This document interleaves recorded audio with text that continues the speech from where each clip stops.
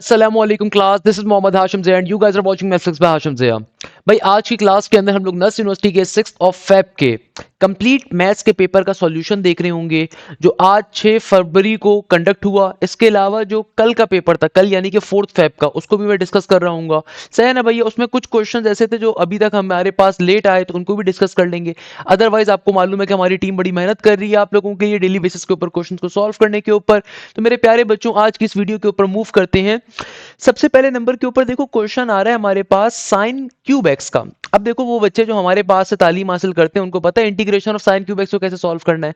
भाई वो तो मजे से सॉल्व करेंगे। कैसे? कि देखो, इंटीग्रेशन के अंदर एक कॉन्सेप्ट मैंने आपको बताया था, when ever there is a even power, कभी भी साइन या कॉस के ऊपर इवन पावर हो तो उसको सॉल्व किया जाता है ट्रिगोनोमेट्रिक आइडेंटिटी के एक शॉर्टकट के ऊपर। सही है? जब कभी भी साइन या कॉस के ऊपर ऑड पावर हो तो फिर आप पावर को ब्रेक करते हो। अब जैसे कि साइन क्यूब एक्स आ रहा है ना, तो इसको सॉल्व कैसे करोगे? इसको आप बेसिकली ब्रेक करवाओगे। इसको आप किस में ब्रेक करवाओगे? आप साइन क्यूब एक्स को ब्रेक करवाओगे sign square x into sine x into D x के अंदर। ये बाकायदा क्वेश्चन मैंने आपको लेक्चर्स के अंदर पढ़ाया हुआ भी है। अब यहाँ पे आपने क्या करना है, सिंपल तरीके से बेटा, यहाँ पे इसका पाइथागोरस का जो रिलेशन होता है ना उसको अप्लाई कर दो। पाइथागोरस रिलेशन क्या होता है, याद है कि नहीं याद?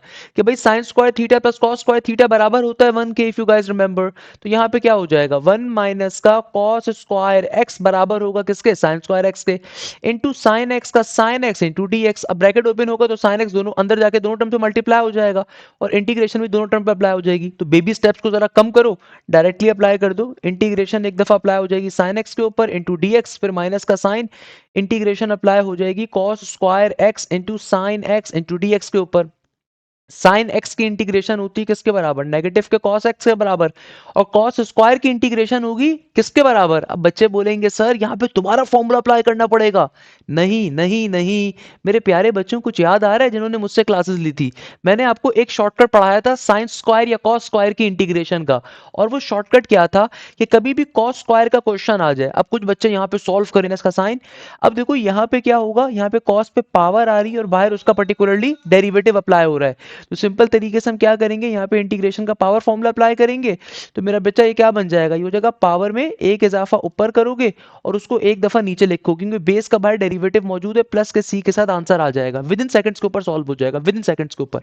अच्छा, एक चीज और ध्यान में रखिएगा, आपके पास ये वाला क्वेश्चन तो बहुत सिंपल था, सही है? ये वाला क्वेश्चन सिंपली सॉल्व हो गया। बहुत दफा पेपर्स के अंदर आपके पास ये वाला क्वेश्चन पूछा जाता है, integration of sine square 3x या फिर integration of cos square 4x। तो अब इस तरह के क्वेश्चन को सॉल्व करने के लिए ट्रिगोनोमेट्रिक आइडेंटिटी का कॉन्सेप्ट होता है जो आपने अपने एफएससी लेवल पे, ए लेवल्स पे सीखते हो। अब कुछ बच्चे इसको इस मेथड पे सॉल्व करते हैं कि पहले साइन स्क्वायर एक्स को ब्रेक करवाएंगे, 1 माइनस के cos 2x divided by 2, cos square के लिए 1 plus cos 2x divided by 2। अगर आपने हमसे तालीम हासिल करी, यानी कि ढंग की तालीम अगर आपने ली है, तो आपको इसकी शॉर्टकट मालूम होनी चाहिए। कभी भी इंटीग्रेशन में साइन या कॉस के ऊपर स्क्वायर आ रहा हो ना, इसकी एक शॉर्टकट है, हमारे बच्चों को आती है, और वो शॉर्टकट होती है सिंपल, x/2 का x/2 लिखोगे। अगर साइन स्क्वायर के लिए क्वेश्चन है तो माइनस की वैल्यू, फिर 1/2 का 1/2। जो भी टर्म आपके एंगल से एंगल में मौजूद है, जो भी टर्म आपके एंगल में मौजूद है उसको 2 से मल्टीप्लाई करो, 3 2 जार 6 बन जाएगा। ऊपर जाओ, ऊपर साइन का साइन लिखोगे, जो भी वैल्यूज ब्रैकेट में डाली है वो साइन का एंगल बन जाएगा, प्लस के सी के साथ आंसर आ गया। Let suppose cos square 4x का क्वेश्चन है, तो क्या बन जाएगा, x/2 का x/2, कॉस के लिए हमेशा प्लस पे होगा ये काम, 1/2 का 1/2, जो भी एंगल यहाँ पे मौजूद है उसको 2 से मल्टीप्लाई करो, 4 2 जार 8। ऊपर जाओ, ऊपर जाके साइन का साइन, जो भी वैल्यू इधर ब्रैकेट में रखी है, इधर साइन 8x प्लस का c, विद इन सेकंड्स में सॉल्व हो गया, विद इन सेकंड्स के ऊपर। ये वाले क्वेश्चंस बहुत सारे बच्चों के पेपर में आ जाए, इसलिए मैं तो आपको बता रहा हूँ। इसी तरीके से लेट सपोज मैं कहता हूँ क्वेश्चन आ जाए साइन स्क्वायर 1/2x, इसके अंदर भी सेम पैटर्न, भाई इसकी इंटीग्रेशन अप्लाई करनी है। तो सर हाशिम की शॉर्टकट क्या है विद इन सेकंड में सॉल्व करने की? सिंपल, x/2 को x/2, साइन स्क्वायर के लिए हमेशा माइनस में आएगा यहाँ पे काम, कॉस के लिए सेम काम प्लस के लिए अंदर होता है। तो क्या करोगे, 1/2 का 1/2, जो भी यहाँ पे आपको एंगल गिवन है ना उसको सिंपल 2 से मल्टीप्लाई करना है, तो 2 इंटू 1/2 क्या बन जाएगा, ये 1 आएगा, तो यहाँ पे सिंपल 1 आ गया। ऊपर हमेशा साइन आएगा, चाहे साइन हो या कॉस हो, चाहे साइन स्क्वायर का क्वेश्चन हो या कॉस स्क्वायर का, ऊपर साइन ही आता है। जो भी वैल्यू ब्रैकेट में डाली है उसको यहाँ पे रखोगे, इंटू एक्स प्लस का सी, विद इन सेकंड्स में सॉल्व हो गया। आपको ट्रिगोनोमेट्रिक आइडेंटिटी अप्लाई नहीं करनी पड़ेगी भाई, ये ट्रिक आपको आपका 2 सेकंड में आंसर लेकर आ जाएगी। इस तरीके से क्वेश्चन क्या हो गया, सॉल्व हो गया।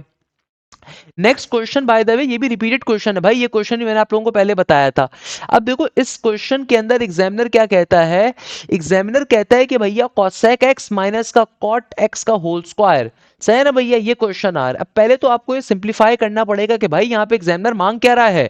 पहले तो आप ये सिंप्लीफाई करो कि एग्जामिनर यहाँ पे चाहता क्या है, उसकी ख्वाहिश क्या है। तो भाई क्वेश्चन आ रहा है cosec x माइनस के cot x का होल स्क्वायर। क्वेश्चन बेसिकली क्या है, cosec x माइनस के cot x का होल स्क्वायर। दो तरीकों से सॉल्व कर सकते हो। एक तरीका तो ये कि पहले इसको सिंप्लीफाई करवा लो, सिंप्लीफाई करवाओगे तो टेंजन x बाय टू बन जाता है, टेंजन एंगल बाय टू बनता ही है, सही है। एक तरीका तो ये होता है। एक तरीका ये होता है कि भाई इसको सिंप्लीफाई करने का कि डायरेक्टली जो है ना ब्रैकेट्स को है तो ओपन करवा लो, ब्रैकेट्स को ओपन करवा के चेक कर लो। तो वो आपके पास थोड़ा सा लेंदी काम होता है, बट अगेन करने वाले उस मेथड पे भी करते हैं, सही है। दो तरीकों पे सॉल्व कर सकते हो, बट अगर इसको ओपन करवाओगे ना तो a माइनस बी का जब होल स्क्वायर अप्लाई करोगे तो 2a भी आएगा फिर, तो उसको फिर अप्लाई करना आपको चेक करना पड़ेगा सही से सॉल्व। तो वो अक्सर बच्चों को मुश्किल लगता है। तो मैं इसकी अगर आपको ट्रिक बताऊँ ना सॉल्व करने की, वो ट्रिक क्या है कि इसको आप एक्सपेंड करवा लो पहले, कि भाई देखो हमारे पास दुनिया के अंदर cosec x माइनस का cot x होता क्या है। देखो cosec आपके पास होता है सिंपल 1/sin के बराबर, we all know this thing. और हमारे पास cot x क्या होता है, cot x होता है आपके पास cos डिवाइडेड बाय sin के बराबर। यानी कि चूंकि एलसीएम सेम है तो आसान भाषा में मैं कह सकता हूँ कि ये बराबर होगा 1 माइनस का cos x divided bye sin x के बराबर। और ये ओवरऑल टर्म किसके बराबर होती है, ये बराबर होती है टेंजन x डिवाइडेड बाय 2, यानी कि टेंजन के हाफ एंगल का फॉर्मूला कंप्लीट हो रहा है। अब चूंकि क्वेश्चन में यहाँ पे स्क्वायर भी गिवन था, तो बेसिकली मैं कह सकता हूँ कि क्वेश्चन मेरा ओवरऑल आ रहा है टेंजन हाफ एंगल के बराबर, ऐसा ही है भैया। ओके बिल्कुल बेहतरीन हो गया। अब यानी कि मुझे क्या करना है, मुझे सिंपल तरीके से अगर मैं इस कंप्लीट टर्म को, यानी कि कंप्लीट टर्म किसके बराबर फॉर्म हो रही है, tangent square x by two के बराबर, तो मुझे बेसिकली इसकी इंटीग्रेशन को अप्लाई करना है, ऐसा ही है भाई। तो अब यहाँ पे आसान तरीका तो ये कि आप यहाँ पे सब्स्टिट्यूशन कर लो ताकि जिंदगी आसान हो जाए यार तुम्हारी। सब्स्टिट्यूशन कैसे करवाओगे, अगर मैं एंगल देखूँ तो एंगल एक्स बाय टू का है, इसको मैं यू के ऊपर सपोज करता हूँ। तो अगर मैं इसका डेरिवेटिव लूँ तो क्या बन जाएगा, ये हो जाएगा D U is equal to 1/2 का डेरिवेटिव 1/2 और x का डेरिवेटिव x के रिस्पेक्ट से 1 हो जाएगा। तो ये सिंप्लीफाई हो जाएगा आपके पास, और dx जो यहाँ पे डिवाइड हो रहा होगा वहाँ पे आके मल्टीप्लाई हो जाएगा। तो मैं कह सकता हूँ कि du बराबर है किसके, 1/2 इंटू डी एक्स के। ये 2 यहाँ पे डिवाइड हो रहा है वहाँ पे मल्टीप्लाई हो गया, तो मैं कह सकता हूँ कि 2 du बराबर है किसके, dx के। इससे फायदा क्या होगा, इससे फायदा ये होगा कि अब मैं इसको रिप्लेस करवा सकता हूँ। तो इंटीग्रेशन का इंटीग्रेशन, टेंजेंट स्क्वायर का टेंजेंट स्क्वायर, ये x/2 रिप्लेस हो जाएगा किससे, u से। और ये dx की जगह पे क्या आ जाएगा, 2 टाइम्स ऑफ du। टू तो कांस्टेंट है, उसको बाहर उठा के फेंक दो बेशक, कोई मसला नहीं है। इंटीग्रेशन को अप्लाई करने पे चले जाओ। तो अब इंटीग्रेशन कैसे अप्लाई करोगे, टू तो कांस्टेंट है पहले आ गया, तो बेटा टेंजेंट स्क्वायर को आप रिप्लेस करवाओ किसके ऊपर, भाई टेंजेंट 1 प्लस का टेंजेंट स्क्वायर बराबर होता है ना सेक्स स्क्वायर के, 1 प्लस का टेंजेंट स्क्वायर बराबर होता है सेक्स स्क्वायर के। तो इधर मैं टेंजेंट स्क्वायर की जगह पे क्या रख सकता हूँ, मैं इधर रख सकता हूँ सेक्स स्क्वायर एक्स माइनस का 1 इंटू डी यू का डी यू। अब इंटीग्रेशन को बारी बारी दोनों टर्म्स में भेज दो, तो बेटा सेक्स स्क्वायर की डायरेक्टली इंटीग्रेशन में फॉर्मूला हमारे पास एग्जिस्ट कर रहा है, सही है ना भैया। तो सिंप्लीफाई हो जाएगा भाई, कोई इशू थोड़ी है इसके अंदर। तो क्या बन जाएगा, 2 का 2 एज इट इज, इंटीग्रेशन एक दफा अप्लाई हो जाएगी किसके ऊपर, सेक स्क्वायर एक्स के ऊपर इंटू सॉरी ये सेक स्क्वायर यू होगा, आई एम सॉरी, ये होगा सेक स्क्वायर यू। तो इंटीग्रेशन एक दफा अप्लाई हो जाएगी sec square U into D U के ऊपर, फिर इंटीग्रेशन एक दफा अप्लाई हो जाएगी 1 इंटू डी यू के ऊपर। तो हमें पता है कि इंटीग्रेशन में डायरेक्टली सेक स्क्वायर के लिए फॉर्मूला होता है, तो सेक स्क्वायर का इंटीग्रेशन में क्या फॉर्मूला होता है, ये बराबर होगा सिंपल टेंजन इंटू यू के, और 1 की इंटीग्रेशन हो जाएगी सिंपल, चूंकि यू के रिस्पेक्ट से इंटीग्रेशन अप्लाई करो तो यू आ जाएगा, प्लस के सी के साथ सॉल्व हो गया। अब जो आपने यू को रिप्लेस करवाया हुआ तो उसको वापस से डाल दो, तो मेरा आंसर क्या आ जाएगा, 2 टाइम्स ऑफ टेंजन यू की जगह पे आ जाएगा x/2, इधर भी यू की जगह पे आ जाएगा x/2 प्लस के सी के साथ मेरा आंसर आ जाएगा। Dates a question here, simple तरीके से सॉल्व हो गया, कोई मसला नहीं है इसके अंदर। अच्छा भाई नेक्स्ट क्वेश्चन जो हमारे पास आ रहा है, इसमें एग्जामिनर कहता है प्रोबेबिलिटी ऑफ ऑब्टेनिंग एरो। हमारे पास जो नेक्स्ट क्वेश्चन आ रहा है ना, इसमें एग्जामिनर आपसे क्या कह रहा है, एग्जामिनर कहता है प्रोबेबिलिटी ऑफ ऑब्टेनिंग गेटिंग 1 2 और 3, एरो कहीं भी रुक सकता है। अब ये जो डायग्राम गिवन है ना, इस डायग्राम में आपके पास जो ये स्पिन है इसके अंदर 1 1 3 1 1 3 1 2 1 2 2, अबे 1 2 3 के अलावा कुछ तो है ही नहीं कुछ, तो प्रोबेबिलिटी तो 1 ही आएगी इसकी, इसकी तो प्रोबेबिलिटी ही 1 होगी। एग्जामिनर आपसे कह रहा है कि भाई प्रोबेबिलिटी 1 2 या 3 आने की क्या प्रोबेबिलिटी होगी, कि भाई तुम चक्कर चलाओ, तुमने क्या करा, तुमने वो दायरा फेंटा, तो तुम्हारी जो सुई है ना वो कहीं पे भी आकर हो सकती है, मगर उस चक्कर के अंदर मौजूद ही सिर्फ 1 है 2 है 3 है, तो सिर्फ वही एलिमेंट्स मौजूद हैं और वो सारे के सारे आने की प्रोबेबिलिटी पूछ रहा है, तो 1 के बराबर ही होगा। हाँ इस क्वेश्चन को ऐसे करके पूछा जा सकता है कि अगर एग्जामिनर बोलता है कि भाई सिर्फ वन का नंबर आने की प्रोबेबिलिटी क्या होगी। देखो टोटल यहाँ पे कितने चक्कर हैं, एक टोटल कितनी यहाँ पे चीजें मौजूद हैं, 1 2 3 4 5 6 7 8, आठ है ना। 1 2 3 4 5 6 7 8, आठ है। तो वन कितनी दफा आ रहा है, 1 2 3 4, तो 4/8 होगी अगर सिर्फ वन आने की प्रोबेबिलिटी पूछी जाए, सही है। इसी तरीके से अगर सिर्फ टू आने की प्रोबेबिलिटी पूछी जाए तो टू कितनी दफा आ रहा है, 1 2 3 दफा टू आ रहा है, तो वो होता है फिर 3/8 के बराबर। थ्री कितनी दफा आ रहा है, थ्री सिर्फ एक ही दफा आ रहा है, तो उसकी प्रोबेबिलिटी फिर 1/8 होती। बट अगर एग्जामिनर कहता है कि भाई इनकी कंबाइन यानी कि वन आए या टू आए या थ्री आए, इन सबकी प्रोबेबिलिटी क्या है, वो तो वन के बराबर होगी क्योंकि उसके अलावा कोई नंबर ही नहीं है। तो जाहिर सी बात है इन्हीं में से कोई नंबर हमेशा आएगा। अच्छा भाई, नेक्स्ट क्वेश्चन में एग्जामिनर कहता है half of the sum of A and B, half of the sum of A and B is 20, यानी कि भाई ए और बी का जो सम है ना उनका हाफ 20 के बराबर है।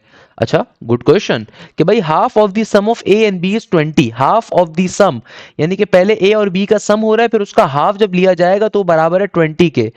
And one quarter of their difference, one quarter of their difference, quarter कहते हैं चौथाई को, एक क्वार्टर का मतलब क्या होता है, चौथाई। And one quarter of their difference, अगर नंबर के गिवन हो, number given then numbers are, अच्छा यहाँ पे कोई नंबर गिवन था, अब हमें नहीं पता वो नंबर क्या था, कोई नंबर गिवन था यहाँ पे, तो एज्यूम कर लें, क्या एज्यूम करें, एज्यूम कर लेते हैं लेट सपोज 12 है, फॉर एग्जाम्पल 12 है, एग्जाम्पल दे रहा हूं। तो एग्जामिनर कहता है one quarter of there differences, अच्छा वन क्वार्टर, वन क्वार्टर का मतलब होता है 1/4, डिफरेंस कहते हैं मैथ्स के अंदर, मैथ्स के अंदर उसको माइनस को, तो one quarter of their difference is, तो यहाँ पे कोई नंबर सपोज करना है, अब क्या करें, सपोज आप यहाँ पे सपोज कर लो, लेट सपोज 8 कर लो, उसके ऊपर सॉल्व करके चेक कर लेते हैं, 8 है, सही है ना। नंबर गिवन था, बच्चे ने नंबर नहीं बताया हुआ भाई, अपने पास से सपोज कर लिया। देन द नंबर्स आर, तो अब अगर नंबर्स निकालने तो फिर आप इजीली सॉल्व कर लोगे, पहली वाली इक्वेशन में से ए या बी में से किसी की वैल्यू निकालो, दूसरी वाली में उठाकर डाल दो, सिंप्लीफाई कर लोगे। नहीं तो एक और तरीका है कि इस इक्वेशन को सिंप्लीफाई कैसे करोगे, भाई ये ए टू यहाँ पे डिवाइड हो रहा है, मल्टीप्लाई हो जाएगा, तो ये बन जाएगा A plus B is equal to 20 × 2 40। यहाँ पे देखो ये ए माइनस का बी, इट इज 4 डिवाइड हो रहा है, मल्टीप्लाई होगा, तो 4 × 8 क्या होता है, 32 के बराबर। अब अगर मैं दोनों इक्वेशंस को आपस में ऐड करवाऊं तो ये बन जाएगा सिंपल तरीके से, बी से बी कट गया, 2 × ए, 40 प्लस का 30, 40 प्लस का 30, 60 70 40 50 60 70 72 के बराबर, 2 1 2, और ये बन जाएगा 2 3 6 इंटू 6 12, तो ए की वैल्यू आ गई 36 के बराबर, सही है भाई। इसको उठा के यहाँ पे डालो, बी की वैल्यू आ जाएगी, तो अगर मैं देखता हूँ ए प्लस का बी बराबर था 40 के, तो ए की वैल्यू अगर 36 के बराबर है तो बी की वैल्यू क्या आएगी, बी की वैल्यू 4 के बराबर आ जाएगी, सिंपल है भैया।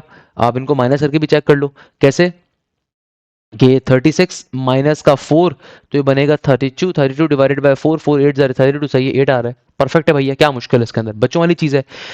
अच्छा भाई, एग्जामिनर आगे कहता है कि सर पैरेललोपिप्ड के रिगार्डिंग क्वेश्चन थे, तो भाई वॉल्यूम ऑफ पैरेललोपिप्ड का क्वेश्चन का मतलब क्या होता है, वॉल्यूम ऑफ पैरेललोपिप्ड बराबर होता है स्केलर ट्रिपल प्रोडक्ट के। तो सिंपल तरीके से आपको पहला वेक्टर गिवन होगा, दूसरा वेक्टर गिवन होगा, तीसरा वेक्टर गिवन होगा, आपने सिंपल 3/3 का डिटरमिनेंट ओपन करना है, सिंप्लीफाई करोगे सॉल्व हो जाएगा। अच्छा एक और क्वेश्चन में एग्जामिनर कह रहा है कि सर वॉल्यूम ऑफ पैरेललोपिप्ड था एक क्वेश्चन था जिसमें हमें एरिया गिवन था, अननोन फाइंड करना था, सेम कॉन्सेप्ट है भाई। अगर तो स्केलर ट्रिपल प्रोडक्ट का वॉल्यूम ऑफ पैरेललोपिप्ड का क्वेश्चन आ जाए, या अगर वेक्टर्स कोप्लेनर होंगे तो वॉल्यूम आपका 0 के बराबर होता है, बट अगर वेक्टर्स कोप्लेनर नहीं है तो उस सूरत में आपको वॉल्यूम की वैल्यू गिवन होगी, तो फिर आप पर्टिकुलरली वेक्टर्स को डालोगे तो अननोन निकाल लोगे इजीली, कोई इशू नहीं है इसके अंदर। अच्छा एक क्वेश्चन यहाँ पे और आ रहा है साइन इंटू 4x का, एक क्वेश्चन और आ रहा है जिसमें समथिंग लाइक साइन 4x। अब देखो साइन 4x अगर क्वेश्चन आ रहा है, अब ये नहीं पता कि किस रेफरेंस के अंदर पूछा हुआ है, तो फिर आप इसको ब्रेक करके सॉल्व करोगे, क्योंकि अब मुझे नहीं पता ये साइन 4x का क्वेश्चन सही लिखा हुआ है गलत लिखा हुआ है, तो लेट सपोज सही लिखा हुआ है, तो साइन 4x का क्वेश्चन अगर आ रहा है तो फिर आप इसको ब्रेक करोगे फर्दर, कैसे, ये आपके पास आएगा simple 2 sin 2x into cos 2x के ऊपर, डिपेंड करता है ऑप्शन क्या क्या गिवन थे भाई, फिर उसको आप फर्दर ब्रेक करने के ऊपर जाओगे कि भाई आप पर्टिकुलरली उसको फर्दर ब्रेक डाउन करोगे कि sin 2x बराबर होता है 2 sin x into cos x के ऊपर, cos 2x को ब्रेक डाउन करोगे उसके फॉर्मूलाज के ऊपर, तो चलता जाएगा, सही है ना भैया। तो डिपेंड करता है ऑप्शंस यहाँ पे क्या आ रहे हैं। आगे फिजिक्स का पेपर आ रहा है कि भाई if atom is decay to 15/16 in 4 second then the half life, इसी तरीके से questions were related to generators and sensitive galvanometer, इसके रिगार्डिंग क्वेश्चंस पूछे हुए थे। तो ये दोनों पेपर्स मैंने एक जैसे क्यों उठा लिया। अब देखो नेक्स्ट पेपर जो हमारे पास आ रहा है इसमें एग्जामिनर कुछ कह रहा है vector perpendicular to A and B के रिगार्डिंग, तो भाई हमेशा याद रखिएगा अगर वेक्टर ए और बी के परपेंडिकुलर होंगे तो जाहिर सी बात है आपके पास थीटा क्या होगा, 90 डिग्री के बराबर होगा। मुझे नहीं पता एग्जैक्टली क्वेश्चन क्या गिवन था, बट हमेशा याद रखिएगा कि जब कभी वेक्टर दुनिया में परपेंडिकुलर होते हैं ना तो ए डॉट प्रोडक्ट बी क्या होता है, जीरो के बराबर। इसी तरीके से वेक्टर्स पैरेलल होते हैं, जब हम कहते हैं कि भाई वेक्टर्स पैरेलल है तो थीटा आपका जीरो होता है और आपके पास ए क्रॉस प्रोडक्ट बी बराबर होता है किसके, जीरो के। तो ये बुनियादी चीज है। आगे एक क्वेश्चन था जहां पे एग्जामिनर आपसे कह रहा था कि भाई आपके पास कोई मैट्रिक्स है, आप आगे एक क्वेश्चन आ रहा है जिसमें एग्जामिनर कह रहा है कि भाई क्वेश्चन आ रहा है 0 1 2 1 1 बी और फिर आ रहा है मेरे पास A5 3, if I am not wrong, या A5 और 3। तो एग्जामिनर कह रहा है कि भाई ए और बी के लिए सॉल्व करना है इस क्वेश्चन को। आपने क्या करना है, ए और बी के लिए सॉल्व करना है। ऑप्शंस आपको अजीब गिवन है थोड़े से। ऑप्शंस मतलब आपको गिवन है कि भाई अगर तो ए और 2 रख दो और बी 5 रख दो तो ये बिकम सिमेट्रिक हो जाएगा, या फिर ए और बी आपस में बराबर हैं, या फिर स्क्यू सिमेट्रिक मैट्रिक्स है, या फिर बी की वैल्यू बराबर है 0 के। अब ये ओवरऑल हमारे पास क्या आ रहा है, क्वेश्चन आ रहा है। तो देखो सबसे पहले तो आप सिमेट्रिक मैट्रिक्स को समझ लो कि दुनिया में सिमेट्रिक मैट्रिक्स क्या होता है। कभी भी कोई बंदा अगर आपसे बोले ना कि आपका मैट्रिक्स कैसा है, सिमेट्रिक है, आपका मैट्रिक कैसे आ रहा है, सिमेट्रिक आ रहा है, तो सिमेट्रिक मैट्रिक कहते हैं कि अगर मैं ओरिजिनल मैट्रिक्स का ट्रांसपोज लूं तो वापस से ओरिजिनल मैट्रिक्स आ जाए। तो एग्जामिनर कह रहा है कि भाई अगर ए की वैल्यू 2 और बी की वैल्यू मैं 5 रखूं तो चेक कर लो भाई, ए की जगह पे अगर मैं 2 रखूं 0 1 2 1 1, बी की जगह पे 5 और ए की जगह पे 2 5 3, मुश्किल है। वो अगर मैं इसका ट्रांसपोज लूंगा ना तो ट्रांसपोज लेने पे रॉ को कॉलम पे चेंज करोगे, सही है, फिर सेकंड रॉ को एज अ कॉलम पे चेंज करोगे, फिर थर्ड रॉ को एज अ कॉलम पे, हाँ सही है ना, बन गया, सही है। तो आपके पास ये बिल्कुल सिमेट्रिक तो फॉर्म हो रहा है हमारे पास। ये पर्टिकुलरली सिमेट्रिक तो बन रहा है। पहली रो को पहले कॉलम के तौर पे लिया, दूसरी रो को दूसरे कॉलम के तौर पे लिया, तीसरी रो को तीसरे कॉलम पे लिया, सिमेट्रिक तो फॉर्म हो रहा है। बेटा देखो पहला ऑप्शन ही इसने वेरीफाई कर दिया तो इसका मतलब क्या है कि बिल्कुल आपके पास सिमेट्रिक मैट्रिक्स फॉर्म हो रहा है। बाकी कोई ऑप्शन सेम ही नहीं आ रहा तो इसका मतलब वो करने की नीड नहीं है। ओके, अच्छा नेक्स्ट क्वेश्चन जो हमारे पास आ रहा है थोड़ा सा डिमिनिश है तो इधर से क्या क्वेश्चन है आ रहा है ना, इसमें एग्जामिनर कह रहा है कि if x dot Y dot Z आपकी डोमेन है और ये बराबर है F X into F Y into F Z के, अगर f इंटू टू बराबर है 4 के, एफ प्राइम 0 बराबर है 2 के, तो f प्राइम 2 क्या होगा। डिपेंड करता है ऑप्शंस क्या यहाँ पे गिवन है, तो ऑप्शंस को डाल डाल के फिर आप चेक कर सकते हो। अदरवाइज तो भाई ये बहुत सारी चीजें आप यहाँ पे डिफाइंड हो सकती हैं, एक्सपोनेंशियल फंक्शन भी बन सकता है, चीजें भी बन सकती हैं, डिपेंड करता है। नेक्स्ट क्वेश्चन में एग्जामिनर कह रहा है कि भाई एक वेक्टर है has many perpendicular vectors, a vector has perpendiculars unique 6 4 या इन्फिनिटली। भाई किसी भी स्पेस के अंदर या किसी भी प्लेन के अंदर आपके पास अगर कोई नॉन जीरो वेक्टर आ रहा है तो उसके पास इन्फिनाइट किस्म के परपेंडिकुलर हो सकते हैं, डिपेंड करता है कि भाई कितने होंगे। नेक्स्ट क्वेश्चन में एग्जामिनर कह रहा है कि sir product of the number is 180 and their exponent is, fraction number कोई गिवन था। अब बेटा ये इसने जो है ना आधे क्वेश्चन लिखे आधे लिखे हुए नहीं है भाई। Product of number is 180 and their exponent is fraction number, तो ऑब्वियसली सी बात है क्वेश्चन देख के अंदाजा होगा कि प्रोडक्ट ऑफ नंबर्स, दो नंबर्स का प्रोडक्ट बराबर है किसके, 180 के, और उनका एक्सपोनेंट, एक्सपोनेंट कहते हैं पावर में आने वाली टर्म को, वो फ्रैक्शन के बराबर है। तो बताइए क्या आंसर होगा। कॉर्ड अगर सेंटर से पास कर रही हो तो बेटा उसको डायमीटर कहते हैं। एक ये क्वेश्चन आया हुआ है। नेक्स्ट क्वेश्चन अगेन पास पेपर्स का रिपीटेड आ रहा है हमारे पास, तो इतना डिफिकल्ट नहीं है। नेक्स्ट क्वेश्चन जो हमारे पास आ रहा है वो तो रिपीटेड आ रहा है। अच्छा एक पेपर हमारे पास अभी और आ रहा है, ये इंटरेस्टिंग पेपर लग रहा है हमें कि ये पेपर क्या आ रहा है हमारे। अच्छा बेटा अब देखो हमारे पास जो नेक्स्ट क्वेश्चन आ रहा है it's a very interesting question. ये पेपर हमारे पास एक और बच्चे ने अपना शेयर किया, इसमें बच्चा कह रहा है कि सर इंटीग्रेशन e की पावर sin 2x या फिर डेरिवेटिव e की पावर sin 2x, इनमें से कोई एक क्वेश्चन आया हुआ था, I don't remember that much. कोई मसला नहीं है भाई। देखो वैसे मैं एक बात बताऊं आपको, एक सिंपल सी बात कि भाई इंटीग्रेशन के ऊपर नहीं आ सकता, क्योंकि इंटीग्रेशन e की पावर sin 2x के ऊपर अगर ये सॉल्व करने के लिए आएगा तो आपको लाजमी तौर पर बाहर पावर में आने वाले फंक्शन का डेरिवेटिव जरूर गिवन होगा। अगर अगर तो क्वेश्चन आएगा तो फिर ये ऐसे होगा। तो अगर लेट सपोज ये क्वेश्चन आ रहा है तो फिर इसको सॉल्व किया जाएगा, क्योंकि नेचुरल एक्सपोनेंट का इंटीग्रेशन के अंदर फॉर्मूला उस वक्त अप्लाई होता है जब पावर में आने वाले फंक्शन का बार डेरिवेटिव हो। तो साइन एक्स का डेरिवेटिव होता है cos 2x, फिर एंगल का डेरिवेटिव भी आप देखोगे तो 2x का डेरिवेटिव 2 होता है। तो अभी बाहर मौजूद नहीं है तो पहले आप मल्टीप्लाई डिवाइड करके लेकर आओगे, पहले आप मल्टीप्लाई डिवाइड करके लेकर आओगे, उसके बाद फिर आप फाइनली यहाँ पे इंटीग्रेशन में नेचुरल एक्सपोनेंट का फॉर्मूला अप्लाई करोगे तो प्लस के सी के साथ ही आपका आंसर आ जाएगा। इसके अलावा अगर लेट सपोज ये क्वेश्चन आ जाए ई की पावर साइन 2x डेरिवेटिव के ऊपर, तो फिर तो आप डायरेक्टली सॉल्व कर सकते हो। तो डेरिवेटिव में नेचुरल एक्सपोनेंट का फॉर्मूला क्या होता है, एक दफा आपने अपने क्वेश्चन को एज इट इज लिखना है, फिर पावर में आने वाले फंक्शन का डेरिवेटिव लेना है, तो साइन 2x का डेरिवेटिव होता है कॉस 2x के बराबर, और फिर एंगल का डेरिवेटिव हो जाएगा 2 के बराबर, तब फिर इस सूरत में सॉल्व होगा।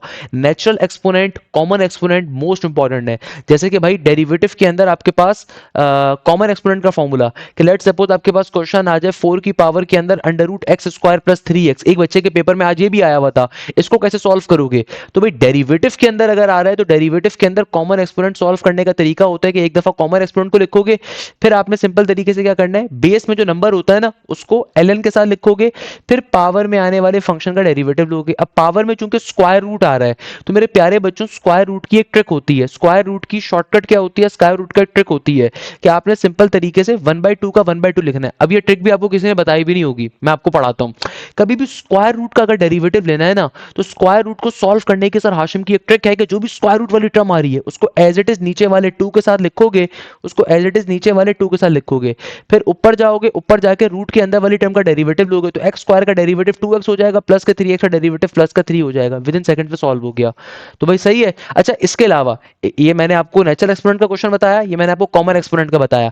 इसके अलावा एक क्वेश्चन और समझ लो, ये होता है प्योर एक्सपोनेंट का, ये भी पेपर के अंदर पूछा जा रहा है, कि होता है एक्स की पावर कॉस एक्स। तो इसको सॉल्व करने की भी सर हाशिम की एक ट्रिक है। भाई अपने दोस्तों से पूछिएगा जो किसी महंगे और बेकार कोचिंग सेंटर में बैठे हुए, ट्यूशन वाली बाजी से पढ़ के बैठे हुए होंगे, कुछ नहीं आता होगा, पूछिएगा उनसे तो कैसे सॉल्व करते हैं अगर प्योर एक्सपोनेंट का क्वेश्चन आ जाए। तो प्योर एक्सपोनेंट को विद इन सेकंड्स पे सॉल्व करने की एक शॉर्टकट है।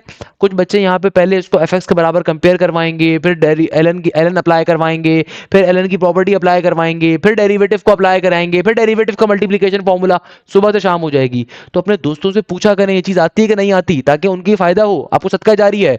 तो कैसे सॉल्व करोगे प्योर एक्सपोनेंट को, प्योर एक्सपोनेंट को सॉल्व करने का तरीका होता है कि अगर फंक्शन की पावर में फंक्शन आ रहा है उसका एड्रेस एक दफा लिखोगे, फिर पावर में आने वाले फंक्शन को लिखोगे, फिर डिवीजन में बेस वाले फंक्शन को लिखोगे, फिर ऊपर जाके बेस वाले फंक्शन का डेरिवेटिव लोगे, एक्स का डेरिवेटिव एक्स के रिस्पेक्ट से 1 होता है, बीच में साइन लगाओगे प्लस का। अब देखो जो बेस वाला फंक्शन था वो ln के साथ आएगा, और जो पावर वाला फंक्शन था उसका डेरिवेटिव ले लोगे, तो cos x का डेरिवेटिव होता है नेगेटिव का sign x। Within seconds में सॉल्व हो जाएगा, विद इन सेकंड्स के ऊपर, सही है ना भैया। ये तमाम चीजें आपको हम बैजेस में पढ़ा रहे होते हैं भाई, ऐसे नहीं हमारे बच्चों की फर्स्ट पोजीशन आती, बड़ी मेहनत होती है उसके लिए ना। ये वाला मजाक होता है कि सिर्फ एक टीचर ही आपको अवेलेबल हो, कि एक टीचर सुबह केमिस्ट्री पढ़ाए, वही फिजिक्स पढ़ाए, वही उर्दू पढ़ाए, वही आपको कंप्यूटर पढ़ा रहा हो, वही एनालिटिकल सॉल्व करवा रहा हो, नहीं। हर सब्जेक्ट में आपको प्रॉपर प्रोफेसर मिलते हैं। जहां ये मैथ्स में बंदा नाचीज मौजूद होता है, वहां पे और भी मैथ्स के अच्छे प्रोफेसर होते हैं। हम तो बच्चों को ये कहते हैं कि भाई आपको अगर दूसरे टीचर का समझ में आ रहा है उससे कवर अप करो, कोई इशू नहीं है भाई। मैं तो बहुत सारी चीजों में बिजी होता हूँ, चीजों को मैनेज करने में भी लगा बहुत हूँ, तो भाई जाहिर सी बात है, तभी हमने आपको बेस्ट प्रोफेसर की टीम प्रोवाइड करी है अल्हम्दुलिल्लाह। नेक्स्ट क्वेश्चन में एग्जामिनर कह रहा है x divided bye ln x का डेरिवेटिव। तो भाई सिंपल तरीके से डेरिवेटिव का क्या अप्लाई करोगे, यहाँ पे डेरिवेटिव के ऊपर यहाँ पे डिवीजन फॉर्मूला, डेरिवेटिव का डिवीजन फॉर्मूला क्या कहता है कि नीचे वाली टर्म का नीचे स्क्वायर लेंगे, नीचे वाली टर्म को एज इट इज एक दफा ऊपर लिखेंगे, ऊपर वाली टर्म का डेरिवेटिव लोगे, एक्स का डेरिवेटिव एक्स रिस्पेक्ट से 1 होता है, माइनस का साइन अप्लाई करोगे, जिस टर्म का डेरिवेटिव ले चुके हो उसको एज इट इज रहने दोगे, और जिसका नहीं लिया था उसका ले लोगे भैया, अप्लाई कर दोगे, तो एक्स से एक्स कट गया। तो मेरे प्यारे बच्चों ये क्या बन जाएगा, ln x divided bye ln x का होल स्क्वायर। सॉल्व हो गया। नर्सरी क्लास के बच्चे सॉल्व करते हैं हमारे मुल्क के अंदर, बताओ भाई आसान है कि नहीं आसान। आप बोलोगे सर ये तो बहुत इजी क्वेश्चन है, इजी नहीं है भाई, इजी समझाया है, बनाया है इजी आपके लिए। खैर नेक्स्ट क्वेश्चन पार्शियल फ्रैक्शन का आ रहा है, कहाँ सॉल्व करें यार इसको, चलो इधर कहीं सॉल्व कर देते हैं। मेरे प्यारे बेटे अरसलान बाद में आना, सही है भाई, हम इधर सॉल्व करेंगे इसको। अच्छा भाई अगले क्वेश्चन में एग्जामिनर कह रहे हैं x divided bye x minus का 3 प्लस का 7 डिवाइडेड बाय x माइनस का 4, कहता है इक्वल टू के बाद मौजूद था 7 और इधर मौजूद था सिंपल तरीके से x minus 3 into X minus का 4। तो भैया पहले तो यहाँ पे आप वो ले लो ना, यहाँ पे आप एलसीएम लोगे, तो ये क्या बन जाएगा, ये हो जाएगा जब मैं एलसीएम लूंगा तो it should become x minus 3 into X minus 4, सही है भैया। तो इस वाले टर्म के साथ क्या चीज मौजूद नहीं थी, x माइनस 4 नहीं था, तो ऊपर x माइनस 4 इंटू एक्स आ जाएगा। इधर क्या मौजूद नहीं था भैया, x माइनस थ्री नहीं था, तो उसके साथ x माइनस थ्री आ जाएगा, इक्वल टू के बाद 7। तो ये जो नीचे वाला x minus three into X minus four था, ये इसको कैंसिल आउट कर देगा। तो भैया क्या बन जाएगा, ये हो जाएगा मेरे पास x minus four into X plus का 7 into X minus three equal to के बाद 7। तो अब देखो इसको फाइनली कैसे सॉल्व करोगे। अच्छा, ये आपके पास डायरेक्टली पार्शियल फ्रैक्शन में सॉल्व नहीं हो रहा, क्योंकि यहाँ पे आपको फैक्टर्स बनाकर दिए हुए हैं, तो आपको पार्शियल फ्रैक्शन में सॉल्व करने की नीड ही नहीं है, आपको तो एक्स निकालना है ना। अभी मैंने चेक किया भाई, यहाँ पे तो क्वेश्चन में आपको एक्स निकालना है, सही है ना, आपको एक्स निकालना है, तो इसको डायरेक्टली सॉल्व कर सकते हो उसको। तो आप कैसे कि भाई इसको सिंपली इसको ओपन करवा दो ब्रैकेट्स को, ये बन जाएगा एक्स स्क्वायर माइनस का 4x प्लस का 7x माइनस का 7 × 21 इक्वल टू 7। तो भाई एक जैसी वैल्यूज को खाली यहाँ पे रहने देते हैं, एक्स स्क्वायर माइनस का 4x और प्लस का 7x, तो ये बन जाएगा आपके पास प्लस का 3x प्लस का 7 यहाँ पर आएगा तो माइनस का 7 बन जाएगा। 21 और 7 किसके बराबर होगा, नेगेटिव का 21 और नेगेटिव का 7 नेगेटिव के 28 के बराबर होगा, इक्वल टू 0। तो आपके यहाँ पे फैक्टर्स बन रहे हैं ना भाई, क्या फैक्टर्स बन रहे हैं मेरे पास, ये फर्स्ट टर्म लास्ट टर्म से मल्टीप्लाई हो तो 28। 28 का मतलब है 2 1 2 इंटू 4 ज़र इज 8 एंड ऑब्वियसली 2 7 ज़र इज 14 और एंड 7 1 ज़र इज 7। तो 7 और 4 सही, ये 3 आ जाएगा। हमारे पास दो फैक्टर्स बन गए, एक्स स्क्वायर, एक आ गया पॉजिटिव का 4x और एक आ गया मेरे पास नहीं, एक मेरे पास आ गया एक्स स्क्वायर प्लस का 7x माइनस का 4x माइनस का 28 इक्वल टू 0। क्यों, क्योंकि देखो बीच में पॉजिटिव की वैल्यू है, तो 7 में से 4 निकालेंगे तो प्लस का 3x आएगा, और 7 इंटू नेगेटिव 4 करेंगे तो नेगेटिव का 28 बनेगा। तो मिडिल टर्म को सही ब्रेक करना होता है भाई, ये बेसिक असूल है। तो यहाँ से x अगर आप कॉमन ले लो तो एक फैक्टर आ जाएगा x प्लस का 7, यहाँ से नेगेटिव का 4 कॉमन लोगे तो यहाँ से भी x प्लस का 7 आएगा। तो एक फैक्टर मेरे पास आ गया x प्लस का 7, दूसरा फैक्टर आ गया मेरे पास x माइनस का 4, यानी कि x की एक वैल्यू होगी -7, एक वैल्यू होगी पॉजिटिव का 4 में, नेगेटिव 4 दूसरी तरफ जाएगा तो प्लस का 4 बन जाएगा। तो ये आपके दो आंसर्स आ रहे होंगे। एक और क्वेश्चन में एग्जामिनर आपसे कह रहा था find the value of y intercept, यही क्वेश्चन है भाई, find the value of y intercept if y is equal to, if y minus 2x is equal to 7। Question आ रहा है y माइनस का 2x इज इक्वल टू 7, तो ये बन जाएगा y is equal to 2x plus का 7, y is equal to 2x plus का 7। तो भाई हमारे पास फॉर्मूला होता है, फॉर्मूला क्या होता है, फॉर्मूला होता है y is equal to mx plus का c। तो c बराबर होगा 7 के बाद इंटरसेप्ट हमारे पास सॉल्व हो गया। Find the ratio of a into b are sides of a triangle with the angle 30 and 45 respectively. Find the ratio if sides, find the ratio, find a and b। नहीं, question different आ रहा है। अब देखो next question जो आ रहा है ना, इसके अंदर एग्जामिनर कह रहा है find a and b if sides a b are the opposite angles, are the sides of a triangle with the angles 30 and 45 respectively.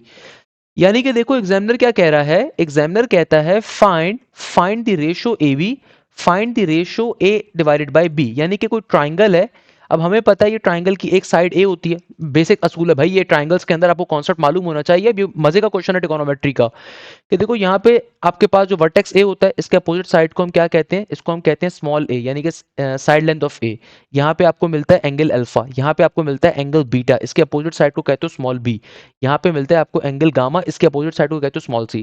तो एग्जामिनर कह रहा है ए और बी के दरमियान का रेशियो निकालो अगर इनके एंगल्स आ रहे हैं 30 और 45। तो यहाँ पे फिर आप साइन लॉ को अप्लाई करोगे ना, जाहिर सी बात है। साइन लॉ क्या होता है, साइन लॉ होता है हमारे पास a divided by sine alpha is equal to b divided by sine beta, ऐसा ही है। तो अगर मुझे a divided by b calculate करना है, तो साइन अल्फा जो यहाँ पे डिवाइड हो रहा है वो मल्टीप्लाई हो जाएगा, नॉर्मल सी मैथ्स है भाई। तो sine alpha divided by sine beta बन जाएगा। आपको अल्फा और बीटा के एंगल्स गिवन है, तो ये बन जाएगा sine 30 divided by sine 45। Sine 30 degree बराबर होता है 1/2 के, और साइन 45 बराबर होता है √2 डिवाइडेड बाय 2 के। तो 2 से 2 कट गया, तो मेरा आंसर ओवरऑल आएगा किसके बराबर, 1/√2 के बराबर, सही है ना भैया। तो आपके पास सिंपल तरीके से सॉल्व हो जाएगा। और ये किसके बराबर होगा, oh nice, answers were in decimal form.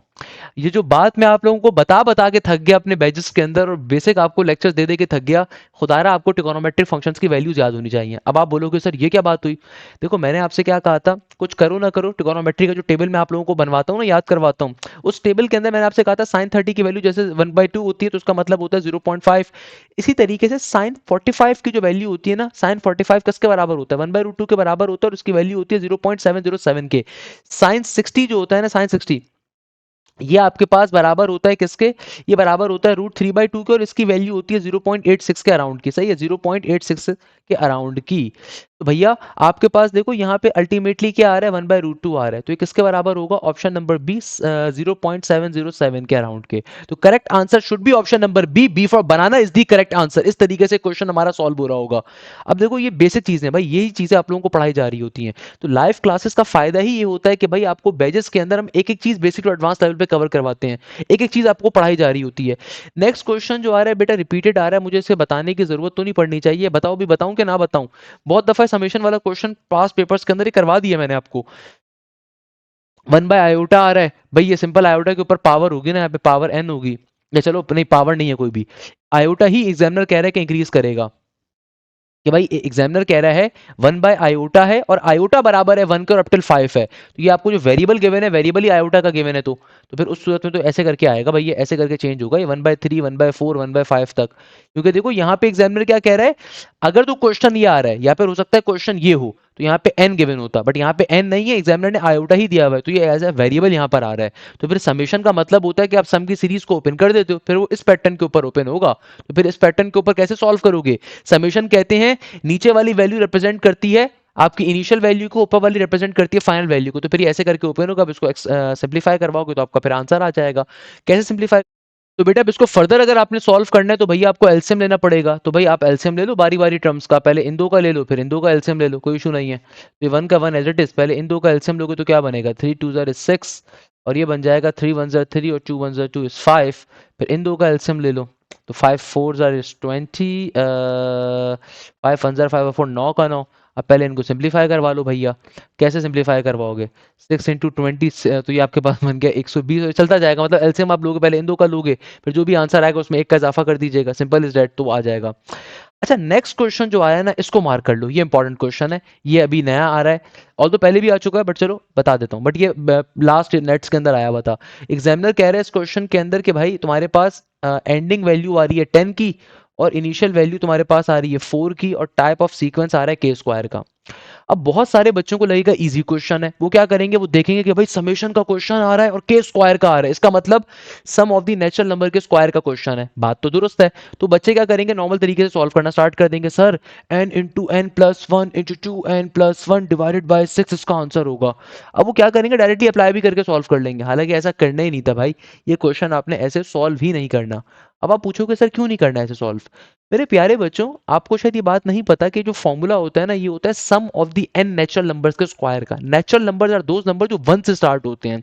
यहाँ पे एग्जामिनर कह रहा है 4 से स्टार्ट वाली टर्म्स का सम चाहिए, यानी कि 4 से लेकर 10 तक के नंबर्स का सम चाहिए।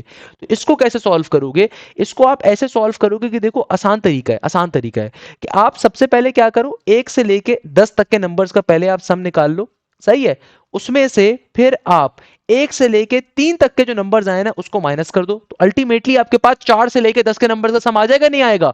आप डायरेक्टली 4 से लेके 10 के ऊपर फॉर्मुला अप्लाई नहीं कर सकते। तो मैं क्या करता हूं, चूंकि सम ऑफ नेचुरल नंबर्स की सीरीज का फॉर्मुला चूंकि 1 से स्टार्ट होता है, तो पहले मैं 1 से लेके 10 तक के नंबर्स का सम निकाल लेता हूं, फिर मैं 1 से लेके 3 तक के नंबर्स का सम निकाल लेता हूं। तो उससे अल्टीमेटली फायदा क्या होगा, उससे अल्टीमेटली मेरे बच्चे फायदा ये होगा कि आपके पास सिंपल तरीके से 4 से लेके 10 तक के नंबर्स का सम आ जाएगा। तो मैं डायरेक्टली कर रहा हूँ यहाँ पे, तो ये बन जाएगा 10, 10 इंटू 1 11, 10 2 is 20, 20 plus का 1 is 21 divided by 6, तो 2 3 is 6 into 5 is 10, 3 1 is 3, 7 is 21, 7 11 is 77, 7 11 into 77 and 5 का 5, 5 7 is 35 का 5 और 3 कैरी, 5 7 is 35 और 3 का इजाफा 36 37 38, तो ये बन गया 385। ओके, और 1 से लेकर 3 तक का सम क्या होगा, तो यहाँ पे एंडिंग वैल्यू 3 आ रही है, तो ये बन जाएगा 3, 3 प्लस का इस फॉर्मूले में डाल रहा हूँ भाई, 3 प्लस का 1 4, 3 2 6 प्लस का 1 7, और नीचे मेरे पास 6 का 6, 3 2 6 और 2 2 4, तो 7 2, सिंपल तरीके से बेटा ये 7 2 क्या बन जाएगा 14 के बराबर। सही है ना भैया, 7 2 इज 14। तो अब आपने क्या करना है, 385 में से खाली 14 को माइनस करवा दीजिए, तो 385 में से 14 निकाल दो तो क्या बचेगा, 5 में से 4 गया 1, 8 में से 1 गया 7, 3 का 3, तो ये बन जाएगा 371 के बराबर। सिंपल है, क्या मुश्किल है इसके अंदर मेरा बेटा, कोई मुश्किल चीज नहीं है। नेक्स्ट क्वेश्चन में एग्जामिनर कहता है, अच्छा बेटा अब देखो हमारे पास जो नेक्स्ट क्वेश्चन आ रहा है ना, इसको मार्क कर लो, ये आ रहा है आपके पास स्ट्रेट लाइन का एक धमाकेदार क्वेश्चन।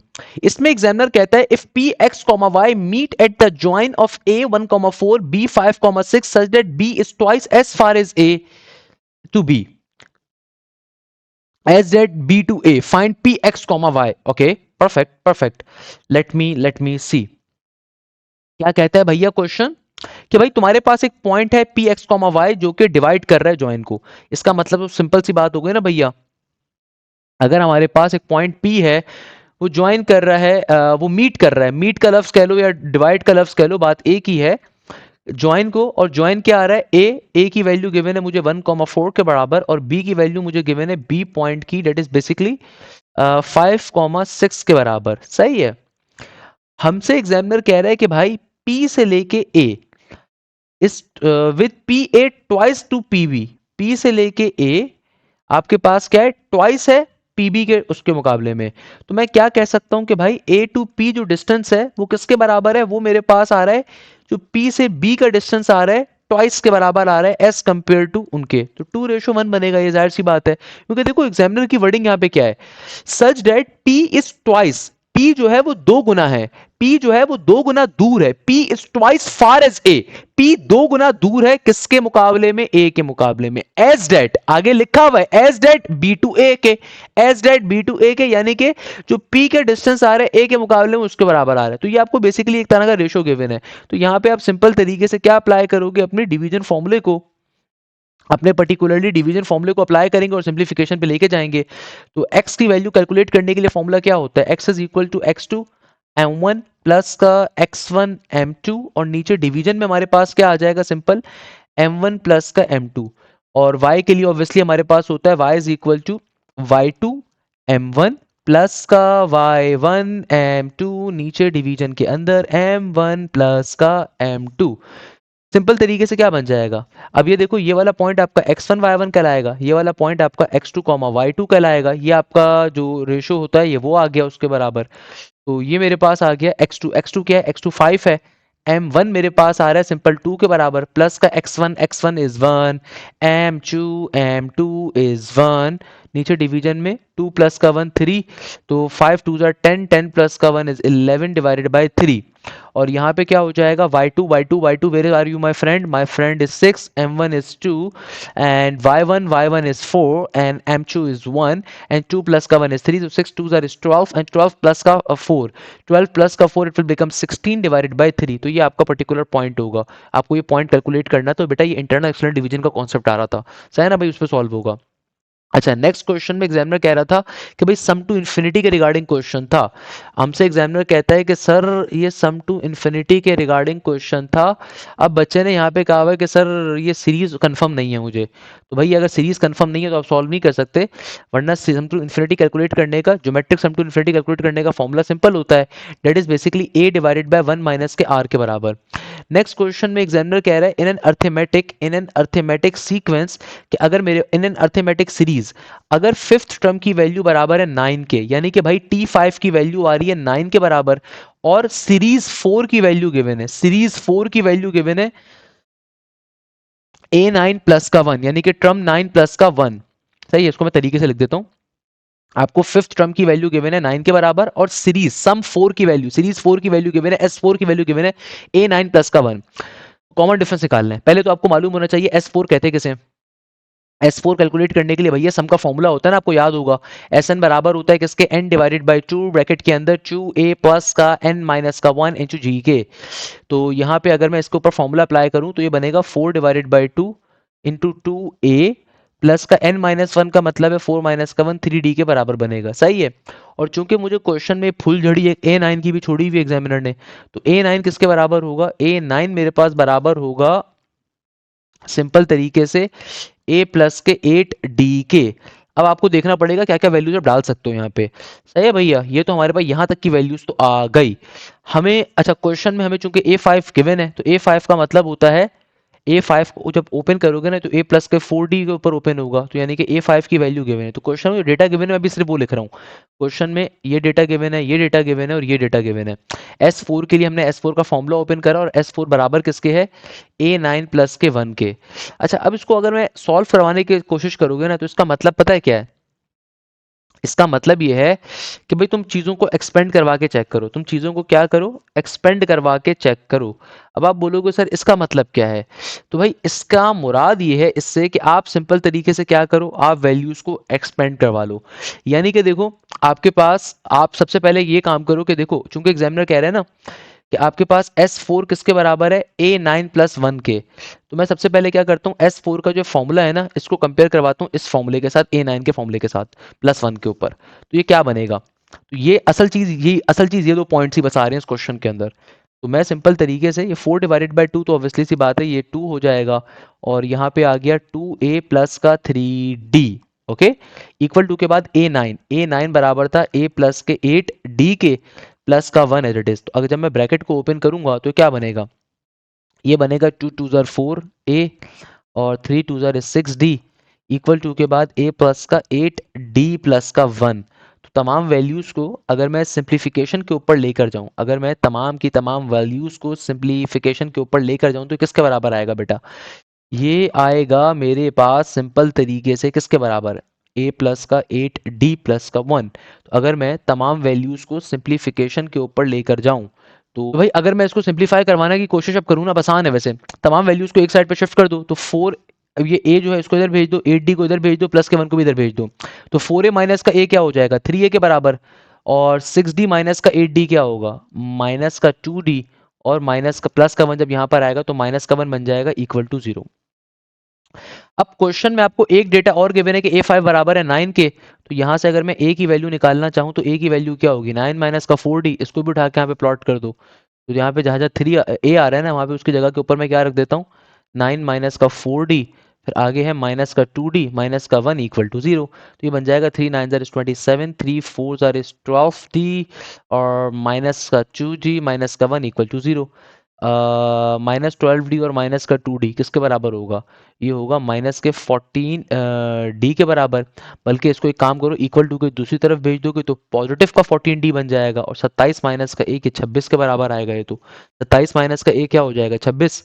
ऐसा ही है भैया। तो अब आप अगर इसको सिंप्लीफाई करने की कोशिश करो तो क्या बन जाएगा, 2 7 ज़र इज 14 एंड 2 1 ज़र 2 एंड 2 3 ज़र इज 6। तो आपके पास सही है, D की वैल्यू आ जाएगी 13 डिवाइडेड बाय 7 के बराबर।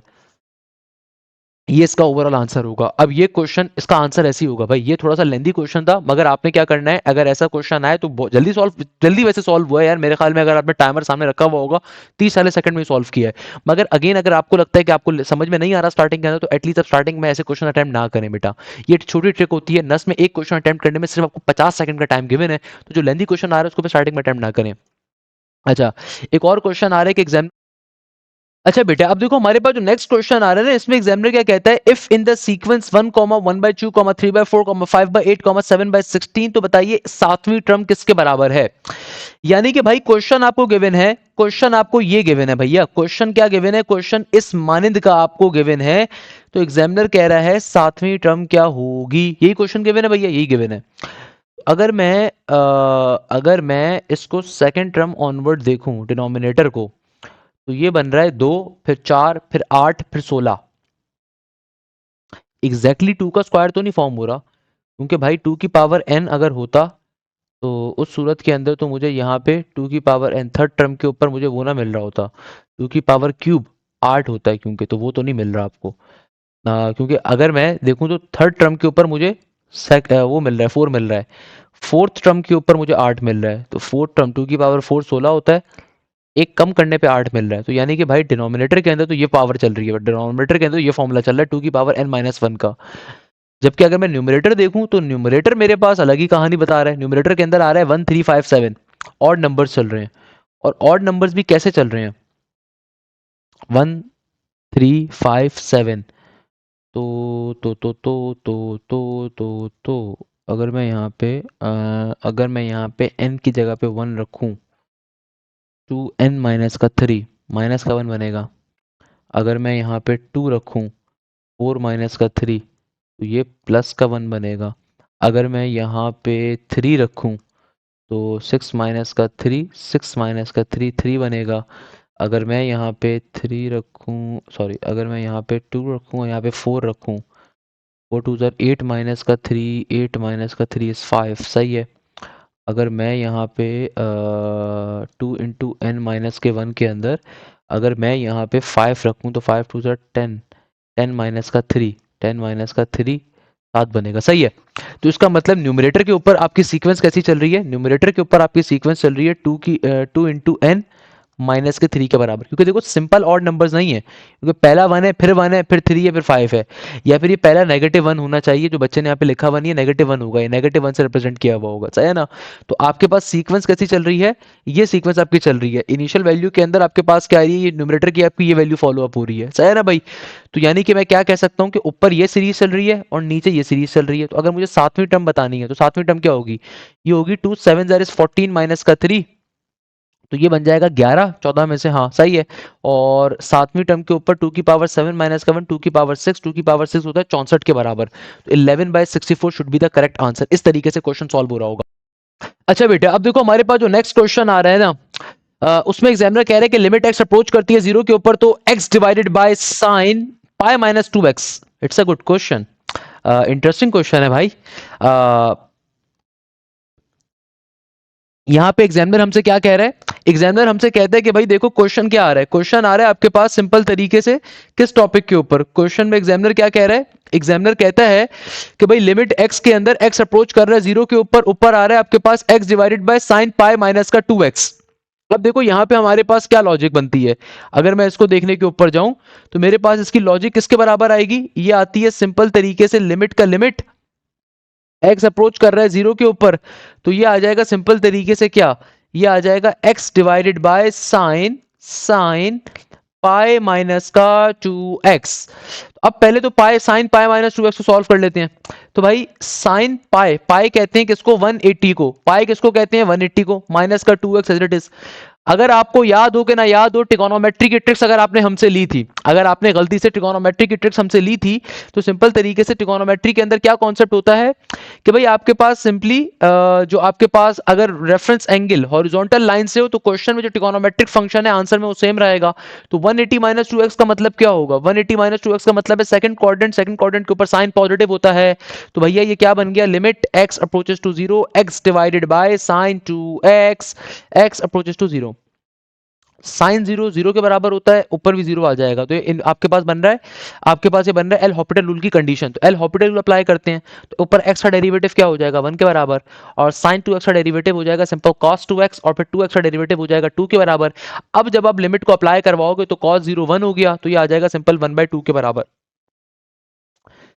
नेक्स्ट क्वेश्चन जो हमारे पास आ रहा है, ये आ रहा है नेगेटिव का 1 प्लस का रूट -3 होल पावर 6। ये क्वेश्चन रिपीटेड है, ये क्वेश्चन कल के लास्ट पेपर में मैंने करवाया था, ये सेम रिपीटेड क्वेश्चन ही आ रहा है। तो भाई ये हमारे पास जो लास्ट पेपर मैंने सॉल्व करवाया था, 2 घंटे की वीडियो बनाई थी, उसके अंदर मैंने करवाया है। इसको कैसे सॉल्व करोगे, देखो ये आपके पास x है और ये आपके पास आ रहा है नेगेटिव, देखो नेगेटिव है ना रूट के अंदर, तो मेरे प्यारे बेटे आयोटा बन गया, आयोटा √3, सही है।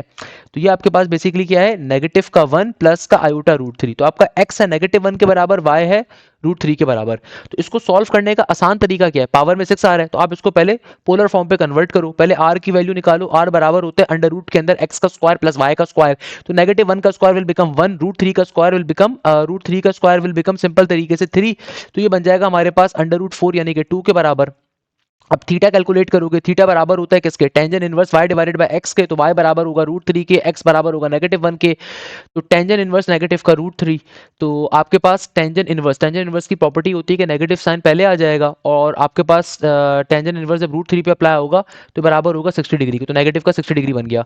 अब फाइनली आप इसको डिमोवर्स फॉर्म में कन्वर्ट करोगे, तो डिमोवर्स फॉर्म क्या होती है, r into C I S theta whole power में n, तो n चूंकि देखो r मेरे पास किसके बराबर आया 2 के, तो सी आई एस थीटा, थीटा बराबर है नेगेटिव के 60 के, और होल पावर में n, n यानी कि पावर 6 के, तो पावर सब पे अप्लाई होगी तो 2 की पावर में भी 6 आएगा।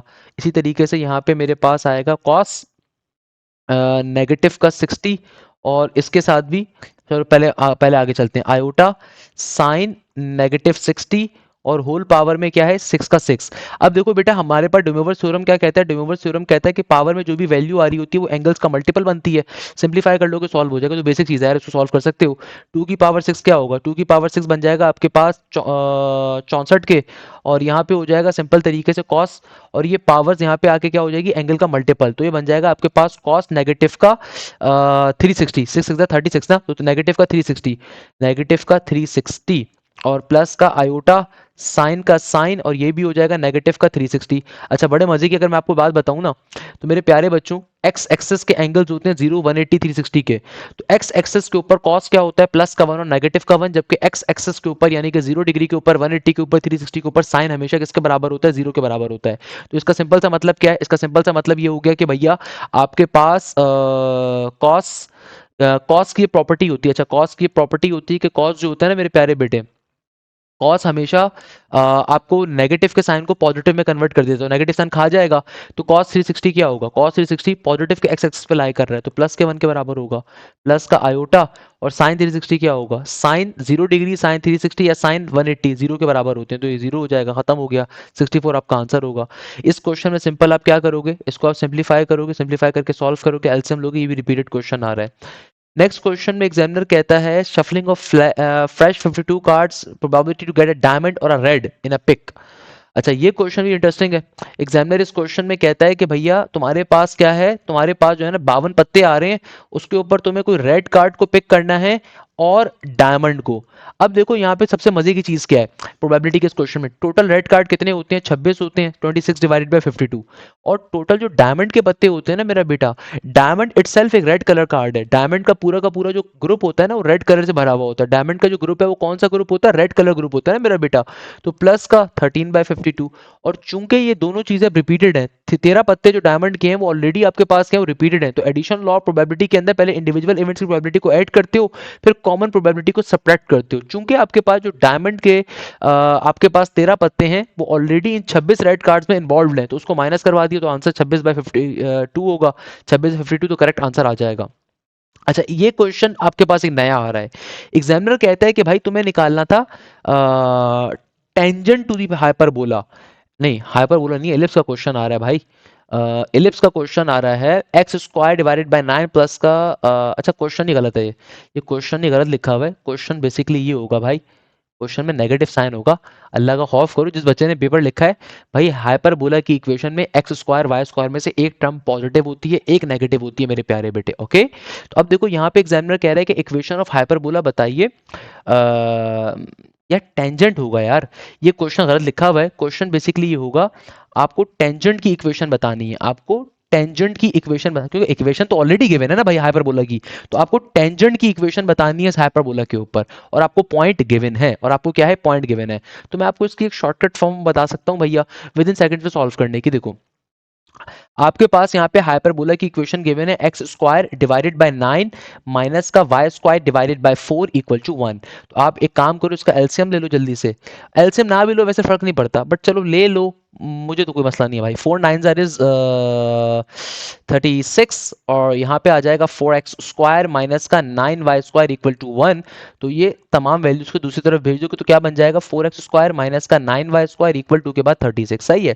तो आपको एक हाइपरबोला की इक्वेशन बेसिकली गिवन है, और एग्जामिनर कह रहा है कि आपको टेंजेंट, जो इस हाइपरबोला पे टेंजेंट बन रहा है ना, उसकी इक्वेशन बतानी है, आपको पॉइंट गिवन है। इसको सॉल्व करने की एक शॉर्टकट आपको बताता हूँ। सॉल्व करने का शॉर्टकट ये है कि सबसे पहले आप स्लोप निकाल लो टेंजेंट का, या फिर कॉनिक का, जो भी आपको हाइपरबोला गिवन है। जो मेरे बैच के बच्चे हैं वो मुस्कुरा रहे होंगे, मैंने लास्ट क्लास में टॉपिक आप लोगों को पढ़ाया था डिफरेंशियल कैलकुलस के अंदर भी और कॉनिक्स के ऊपर भी। नेगेटिव का साइन अप्लाई करो।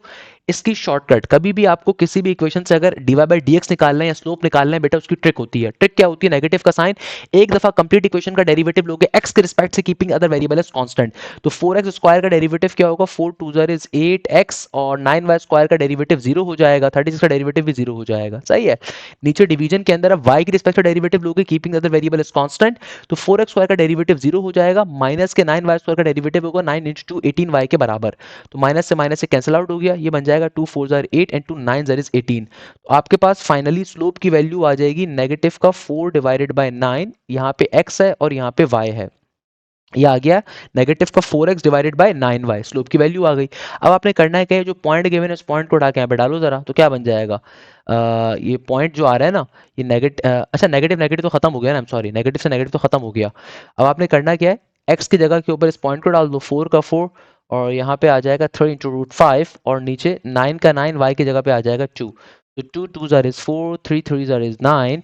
तो ये मेरे पास स्लोप की वैल्यू आ गई 2 रूट 5 डिवाइडेड बाय 3 के बराबर, ये स्लोप आ गया आपके पास। सही है। अब अगर आपको इक्वेशन ऑफ टेंजेंट बतानी है, इक्वेशन ऑफ टेंजेंट निकालने का फॉर्मूला होता है y माइनस का y1 is equal to m into X minus का x1। तो y माइनस का y1 आपको पॉइंट गिवन है y1 का 1, ये जो पॉइंट है ये आपका x1 है, ये आपका y1 है। स्लोप हमारे पास आया 2 into root 5 divided by 3 into X minus का x1 is 3 into root 5 divided by 2। 3 यहाँ पे डिवाइड हो रहा है, वहाँ पे क्या मल्टीप्लाई हो जाएगा, तो ये बन जाएगा 3y माइनस का 3। ये 2 रूट 5 एक्स से ही मल्टीप्लाई होगा, इससे भी होगा, तो जब x से मल्टीप्लाई होगा तो 2 रूट 5 एक्स बन जाएगा। जब ये 2 रूट 5 3 रूट 5 से मल्टीप्लाई होगा तो बन जाएगा 3 2 6, और रूट 5 से मल्टीप्लाई होगा तो 5 आ जाएगा। अब तमाम वैल्यूज को एक साइड पे, अच्छा नीचे 2 भी मौजूद है ना, तो 2 1 2 एंड 2 3 6 बन गया। अब इसको फर्दर सिंप्लीफाई अगर हम करें तो ये क्या बन जाएगा, तमाम वैल्यूज को एक साइड पे शिफ्ट कर देंगे तो ये बन जाएगा 2 रूट 5 एक्स माइनस का 3y, और यहाँ पे हो जाएगा माइनस का 3, जब वहाँ पे जाएगा तो प्लस का 3, 5 3 15, नेगेटिव का 15 प्लस का 3, तो ये बन जाएगा -के 12 के बराबर। ये इसका आंसर होगा। बट अगेन अगर आपको लगता है ये वाला मेथड मुश्किल है, ये एक ट्रिक मैंने मेथड आपको सिखाया है, अदरवाइज इसको सॉल्व करने का फिर एक मेथड और भी होता है कि अगर तो आपको डायरेक्टली फॉर्मूला पता है तो फिर डायरेक्टली फॉर्मूले को अप्लाई करके सॉल्व कर लो। कभी हमारे पास एक फॉर्मूला ये भी होता है कि tangent form of the hyperbola हमारे पास जो होती है ना, वो किसके बराबर होती है, x into x1 divided by, इस केस में ये होगा 9 के, और माइनस का y इंटू y1, यहाँ पे आपको 4 गिवन है ना, 4 का 4 इक्वल टू के बाद 1, तो इसको सिंप्लीफाई करोगे उससे भी आंसर वही आएगा। एक तरीका ये भी होता है, या फिर एक तरीका ये भी होता है कि जो पॉइंट ऑफ टेंजेंसी गिवन है ना उसको उठा के बारी बारी ऑप्शन में डाल के चेक कर लो, बट वो हमेशा गलत हो सकता है क्योंकि वहाँ पे नॉर्मल लाइन की इक्वेशन भी गिवन होती है, तो वो इसलिए हम रिकमेंड नहीं करते बच्चों को करने के लिए। अच्छा, इसके अलावा आज के पेपर में और जो क्वेश्चन है जरा उनको भी बता देता हूँ आपको। एक मेरे पास ये पेपर और अवेलेबल है, इस पेपर को मेरे पास यहाँ पे ओपन भी हुआ हुआ है, उसको भी। अच्छा बेटा, अब देखो हमारे पास हमारे एक और शागिर्द का पेपर आ रहा है जो कि हमसे क्या फरमा रहा है, यार मैं बहुत सारी चीजें एक साथ मैनेज कर रहा हूँ तो डोंट वरी, माजरत। अच्छा भाई, मेरे पास एक और बच्चे का पेपर आ रहा है, ये आज 6 फेब के आफ्टरनून का है। इसमें अब ये इंग्लिश का पोर्शन है, तो भाई इंग्लिश में सिनोनियम एंटोनियम्स गिवन है, उसको गो थ्रू कर लीजिएगा। सही है। इसके अलावा एक और बच्चे ने बताया स्पेलिंग ऑफ रिजर्वायर था, हर्बीवोरस कार्निवोरस के रिगार्डिंग क्वेश्चन पूछे हुए थे। इसके अलावा हमारे पास पेपर के अंदर और जो क्वेश्चंस पूछे गए उसमें बच्चे ने फिर अपना एक्सपीरियंस दिया हुआ है। Kirchhoff rule, if work is 220, charge is 20, electric potential, तो ये फिजिक्स के रिगार्डिंग क्वेश्चन हमारे पास ये आ रहा है। ट्रांसफर्स इक्वेशन पूछी हुई थी, definition of chord bisector, equation of parallelepiped, area of a triangle, अगर आपके पास गामा का एंगल शायद 150 डिग्री है, ए बराबर है 12 के, बी बराबर है 100 के, तो भाई कोई मुश्किल चीज़ नहीं है, बच्चों वाली चीज़ है। आपको ये वाला एंगल गिवन है 150 के ऊपर, साइड ए गिवन है और आपको ये भी गिवन है, सही है, ये भी गिवन है, तो कैसे।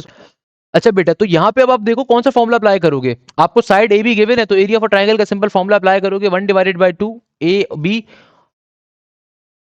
उनके दरमियान का एंगल गिवन है तो sine gamma. Definition of mutual induction, self induction पूछी हुई थी भाई। इसके अलावा हमारे पास magnetic field is increase by 1/2 peak value of AC voltage, something like that.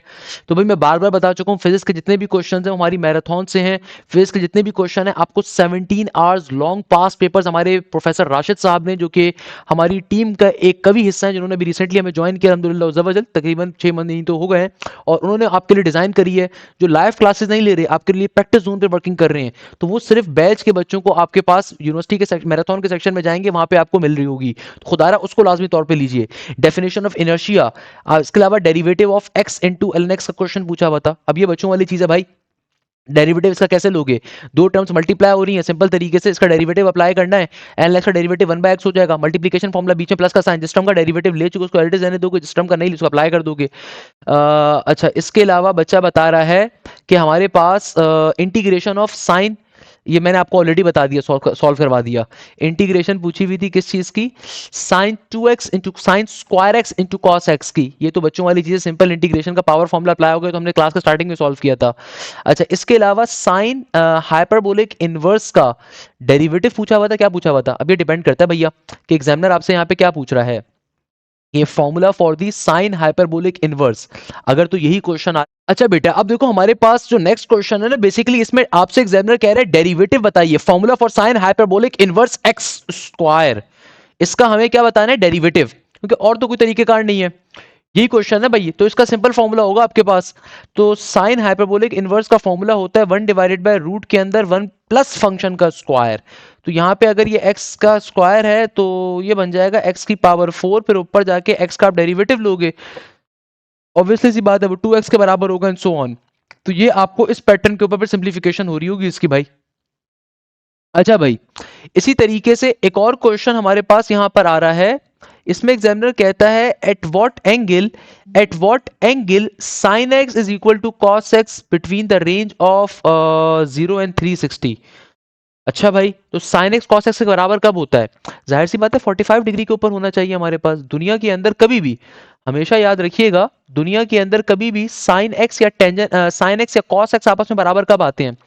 जाहिर सी बात है अगर मैं एंगल 45 डिग्री का रखूं तो भाई दोनों की वैल्यूज क्या होती हैं? बराबर होती हैं, क्योंकि साइन 45 भी किसके बराबर होता है? √2/2 के। और कॉस 45 भी बराबर होता है √2/2 के। तो एक आंसर तो ये हो सकता है। एक आंसर क्या होगा? 45 डिग्री, या फिर उसके अंदर आप 180 डिग्री को ऐड कर दोगे तो 45 प्लस का 180 क्या बनेगा? 225। तो इन दोनों के ऊपर आपके पास साइन एक्स और कॉस एक्स की वैल्यू सेम आ रही होंगी। अच्छा, साइन 150 की वैल्यू पूछी हुई है, तो भाई साइन 150 कैसे निकालोगे?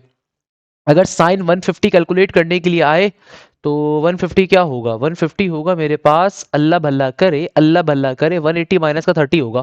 किसके बराबर होगा? 180 माइनस के 30 के। ऐसा ही है, हाँ ना? 5 में 3 जोड़ोगे तो 8 बनता है। सही है। तो रेफरेंस एंगल कैसा आ रहा है? वर्टिकल लाइन से आ रहा है रेफरेंस एंगल, बिल्कुल आ रहा है। आप 90 प्लस 60 करोगे तब भी सही होगा। रेफरेंस एंगल चूंकि हॉरिजॉन्टल लाइन से आ रहा है तो आंसर में साइन का साइन आएगा, दूसरा वाला एंगल लिखा जाएगा।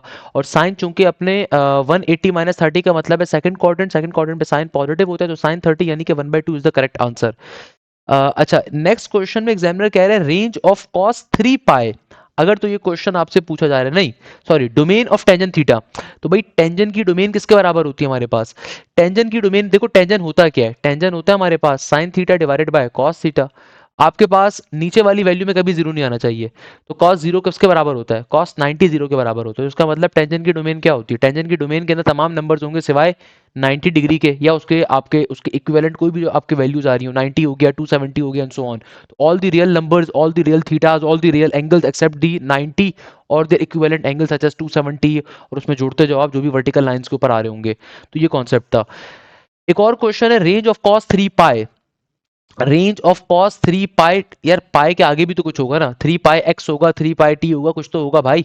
तो लेट सपोज मेरे पास एक क्वेश्चन आ रहा है रेंज ऑफ 4 इंटू कॉस 3 पाई, आगे कोई एंगल भी तो मौजूद होगा भाई। तो 3 पाई टी मैं कर लेता हूँ फॉर एग्जाम्पल। तो अब देखो, मुझे पता है कि जो कॉस की नॉर्मल रेंज होती है वो क्या होती है? वो होती है -1 से लेके +1 के दरमियान में। कॉस की रेंज तो यही होती है ना भैया, -1 से लेके +1 के दरमियान में। इससे पहले क्या आ रहा है? इससे पहले 4 आ रहा है, इससे पहले क्या आ रहा है? 4 आ रहा है। तो ये होगी -4 से लेके कॉस +4 के दरमियान पे, ये इसकी रेंज होगी भैया। बीच में जो भी वैल्यू आ रही है, 3 पाई आ रहा है, कुछ आ रहा है, उसका इतना इम्प्लीकेशन नहीं होती। अच्छा, एक और चीज पूछी हुई थी, इक्वेशन ऑफ सिमेट्री। अब डिपेंड करता है कि भाई किस चीज की इक्वेशन ऑफ सिमेट्री पूछी हुई थी। सिमेट्री लाइन कहा जाता है ऐसी लाइन को जो किसी भी ग्राफिकल शेप को एग्जैक्टली दो हाफ हिस्सों में ब्रेक कर दे। फॉर एग्जाम्पल, अगर सर्कल कहीं पे मौजूद है तो वो लाइन जो सर्कल को दो हिस्सों में ब्रेक कर रही है ना, उसको कहते हैं लाइन ऑफ सिमेट्री, जो कि हमारे पास सर्कल के केस में उसका डायमीटर भी होता है। सही है ना भैया? स्क्वायर के अंदर उसकी जो भी लाइन आपकी कर्व को, आपकी फिगर को दो बराबर हिस्सों में तकसीम कर दे, उसकी लाइन ऑफ सिमेट्री कहते हैं। तो इक्वेशन ऑफ सिमेट्री तो बहुत सारी हो सकती हैं। अगर तो हमें कुछ भी नहीं बताया हुआ, कुछ भी नहीं अगर बताया हुआ, तो अगर ग्राफ है तो ग्राफ के ऊपर तो आपके पास equation of symmetry x is equal to zero और y is equal to zero भी हो सकती है, क्योंकि एक जो सिंपल ग्राफ है वो एग्जैक्टली बीच में बन रहा होगा, ओरिजिन से जो स्टार्ट होता है ग्राफ। तो भाई एक्स एक्सेस की लाइन या वाई एक्सेस की लाइन वो भी सिमेट्रिक लाइन हो सकती है। डिपेंड करता है किसी कर्व के बारे में कहा हुआ होगा, उसकी लाइन ऑफ सिमेट्री पूछी भी होगी। अच्छा, एक और क्वेश्चन में एग्जामिनर पूछा था इक्वेशन ऑफ हाइपरबोला बताइए। तो इक्वेशन ऑफ हाइपरबोला बहुत सारी तरह की होती है भैया। एक इक्वेशन ऑफ हाइपरबोला होती है x square divided by a square minus का y square divide by b square equal to 1। एक हो सकती है आपके पास y square divided by a square minus का x square divided by b square equal to 1। तो ये भी हमारे पास हो सकती है। तो डिपेंड करता है किस चीज़ के ऊपर पूछी हुई है। अच्छा, एक और क्वेश्चन में एग्जामिनर कह रहा है फोकस ऑफ लेटिस रेक्टम बताए। फोकस एंड लेटिस रेक्टम होगा भाई, फोकस ऑफ नहीं होगा यार। कैसी बातें कर रहे हो यार बेटा? क्या हो गया? X square divided by 36 plus का y square divided by 4 equal to 1। ये क्वेश्चन गिवन है कॉनिक्स के अंदर।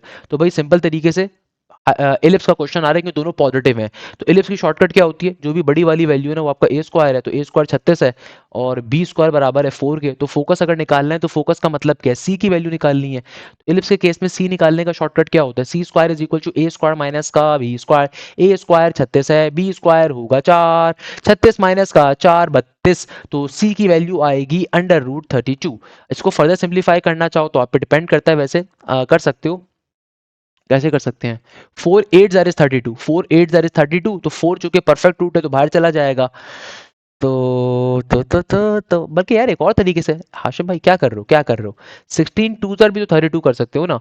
तो भाई यहाँ पे जब अंडर रूट को अप्लाई करोगे तो क्या बन जाएगा, 16 रूट से बाहर चला जाएगा 4 और ये आ जाएगा रूट 2 का रूट 2। अब हमें निकालना क्या है, फोसाई। अच्छा, मुझे साफ तौर पे दिख रहा है कि इस डायग्राम को देख के क्या पता चल रहा है, मेजर एक्सिस कहाँ पर है। तमाम बच्चों से मेरा सवाल है भाई, अपने घर में बैठे बैठे जवाब साथ साथ दिया करो, कहाँ पे मिल रहा है मेजर एक्सिस। देखो एलिप्स के अंदर एक कंडीशन होती है, जिसके नीचे बड़ी वैल्यू होती है उसका चौधरी होता है, जिसके नीचे बड़ी वैल्यू होती है उसका मेजर एक्सिस होता है। तो फोसाई का पॉइंट कहाँ पे मिलेगा, फोसाई मिल रहा है मुझे plus minus C comma zero के ऊपर, क्योंकि सिंपल इक्वेशन है, इसका मतलब आपके पास सेंटर ऑरिजिन के ऊपर है। तो ये बन जाएगा पॉजिटिव प्लस माइनस का 4 अंडर रूट 2 कॉमा जीरो के बराबर। अगर आपको लेंथ ऑफ लेटिस सेक्टम भी कैलकुलेट करनी है, अच्छा लेंथ ऑफ लेटिस सेक्टम क्या होती है, ये होती है 2b² डिवाइडेड बाई ए के बराबर। तो ये आ जाएगा 2b² बी स्क्वायर बराबर है 4 के। ए किसके बराबर होगा, ए स्क्वायर 36 है ना, तो ए बराबर होगा 6 के। तो 2 1 2 2 3 6, तो 4/3 के बराबर होगी आपके पास लेंथ ऑफ लेटिस सेक्टम की वैल्यू। अच्छा, एक और आगे क्या कह रहा है आपसे एग्जामिनर। अच्छा, इसमें एग्जामिनर ने वैसे आपसे एंड पॉइंट ऑफ लेटिसेक्टम नहीं पूछे। एक और एमसीक्यूज बड़ा फेमस है यहाँ पे, एक और एमसीक्यू जो जिन बच्चों ने बैच में मुझसे तैयारी करी है उनको मैंने एक कॉन्सेप्ट और पढ़ाया होगा, एंड पॉइंट ऑफ लेटिसेक्टम का, वो भी पेपर में आ जाता है। तो वो इस केस में किसके बराबर होगा, एक्स के लिए होगा प्लस माइनस का सी और वाई के लिए होगा प्लस माइनस का बी स्क्वायर डिवाइडेड बाई ए। वो भी कभी कभार पूछ लिया जाता है। इसी तरीके से आई क्रॉस प्रोडक्ट जे क्रॉस प्रोडक्ट के का क्वेश्चन था। तो भाई देखो इस फॉर्मूले को ध्यान में रखो, आई से जे पे जा रहा है, जे से के पे, के से आई पे, तो अगर क्लॉकवाइज रोटेशन हो रही है तो हमेशा पॉजिटिव में आंसर मिलता है। तो अब देखो अगर मैं जे से के पे जा रहा हूँ तो आंसर पॉजिटिव का आई होगा, तो आई क्रॉस प्रोडक्ट आई बराबर होता है, आई क्रॉस प्रोडक्ट आई किसके बराबर होगा, सिमिलर कंपोनेंट्स का क्रॉस प्रोडक्ट बराबर होता है 0 के। सिमिलर कंपोनेंट्स का डॉट प्रोडक्ट बराबर होता है 1 के, और अनसिमिलर कंपोनेंट्स का डॉट प्रोडक्ट बराबर होता है 0 के। सिमिलर कंपोनेंट्स का क्रॉस प्रोडक्ट 0 होता है और अनसिमिलर कंपोनेंट्स का क्रॉस प्रोडक्ट बराबर होता है तीसरे कंपोनेंट के। गिवन इक्विलेटरल ट्राइंगल, इसमें से एक ट्राइंगल ड्रॉ थी जो कि शेडेड थी, we have to find the area of that, सही है। ऑल्सो प्रोबेबिलिटी एंड परमुटेशन से बहुत सारे क्वेश्चन से, meaning of brash and facile and so on. एक और बच्चे ने पेपर शेयर किया सर, इंग्लिश में सिनोनियम से एनालॉजीज थी, जज कोर्ट रूम, एंटोनियम से कोर्ट सेंटेंसेस थे, कॉम्प्रिहेंशन पैराग्राफ से। फिजिक्स के अंदर मोस्टली थ्योरी थी, इलेक्ट्रोमैग्नेटिज्म था, बल्मर सीरीज थी, वेवलेंथ थी, 6 figure significant figures, which iosines are more, alpha, beta, gamma, none, rocket use how much fuel, unit of capacitance, definition of motional EMF, NOR gate। Maths के अंदर permutation के regarding question था, sequence series से काफी question थे but easily थे सारे। Integration differentiation almost 10 से 12 क्वेश्चन थे, 15 क्वेश्चन थे, इजी थे। मैट्रिसेस से 1 से 2 थे, परमुटेशन के काफी थे, कॉनिक सेक्शन थे, ट्रिगोनोमेट्री था, बायनोमियल था। Sir it was all about my today test, that was 6 of feb afternoon. से पहले नंबर के ऊपर इंग्लिश का पेपर एक हमारे पास आ रहा है जिसमें एग्जामिनर ने सिनोनिम्स अपने बताए हुए हैं।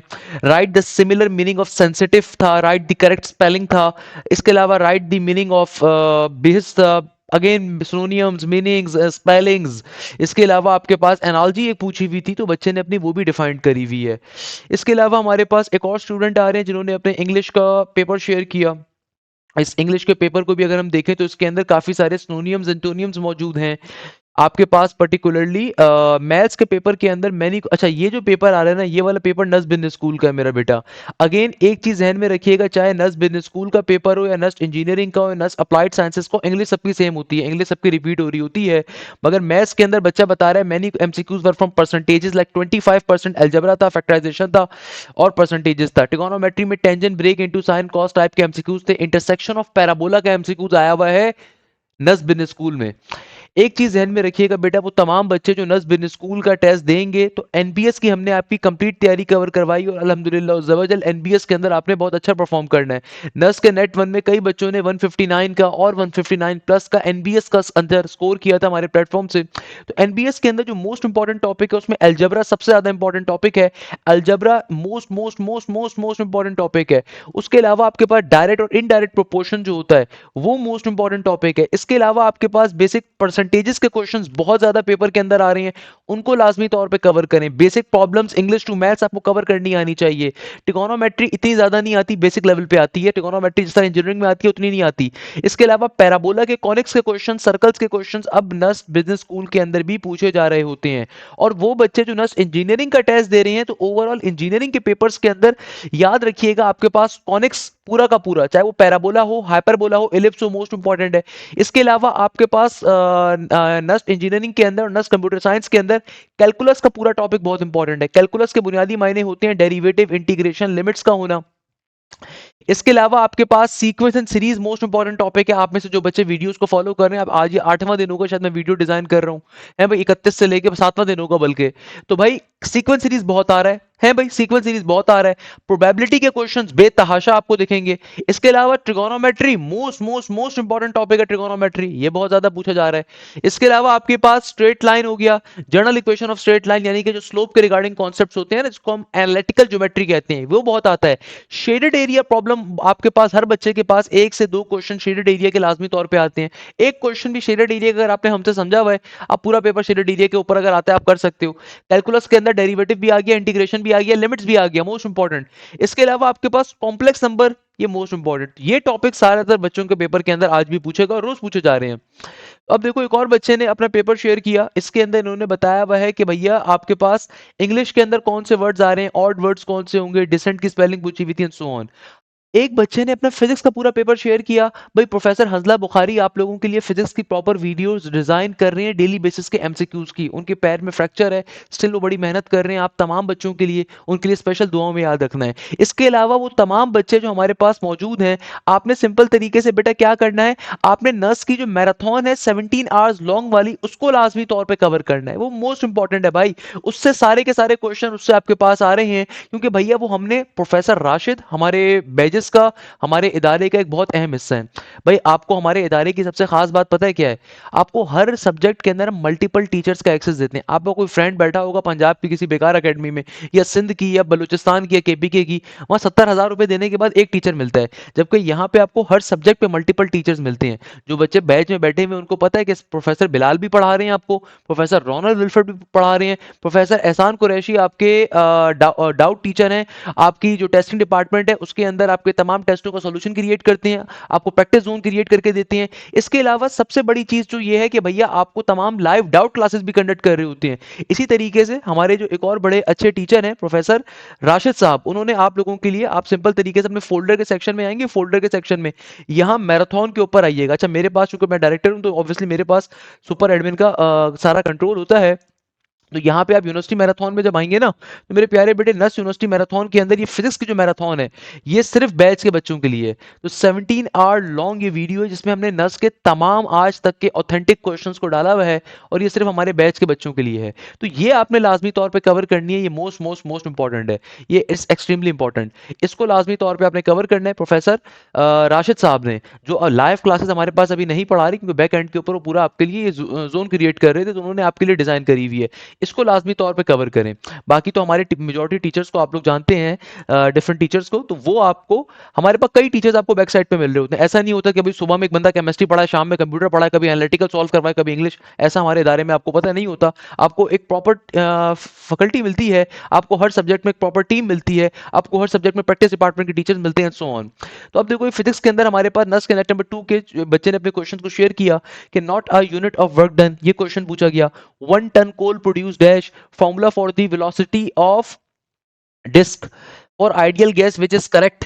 सही है ना, 1/2 mv स्क्वायर एक्सप्रेशन किसकी होती है, transitional kinetic energy, potential energy. A vector whose magnitude is 1 is called dash. इसके अलावा two negative charges are at a distance of d if we place third point charge then it is positive between the charge to keep them in equilibrium, then equilibrium will be stable, unstable, neutral.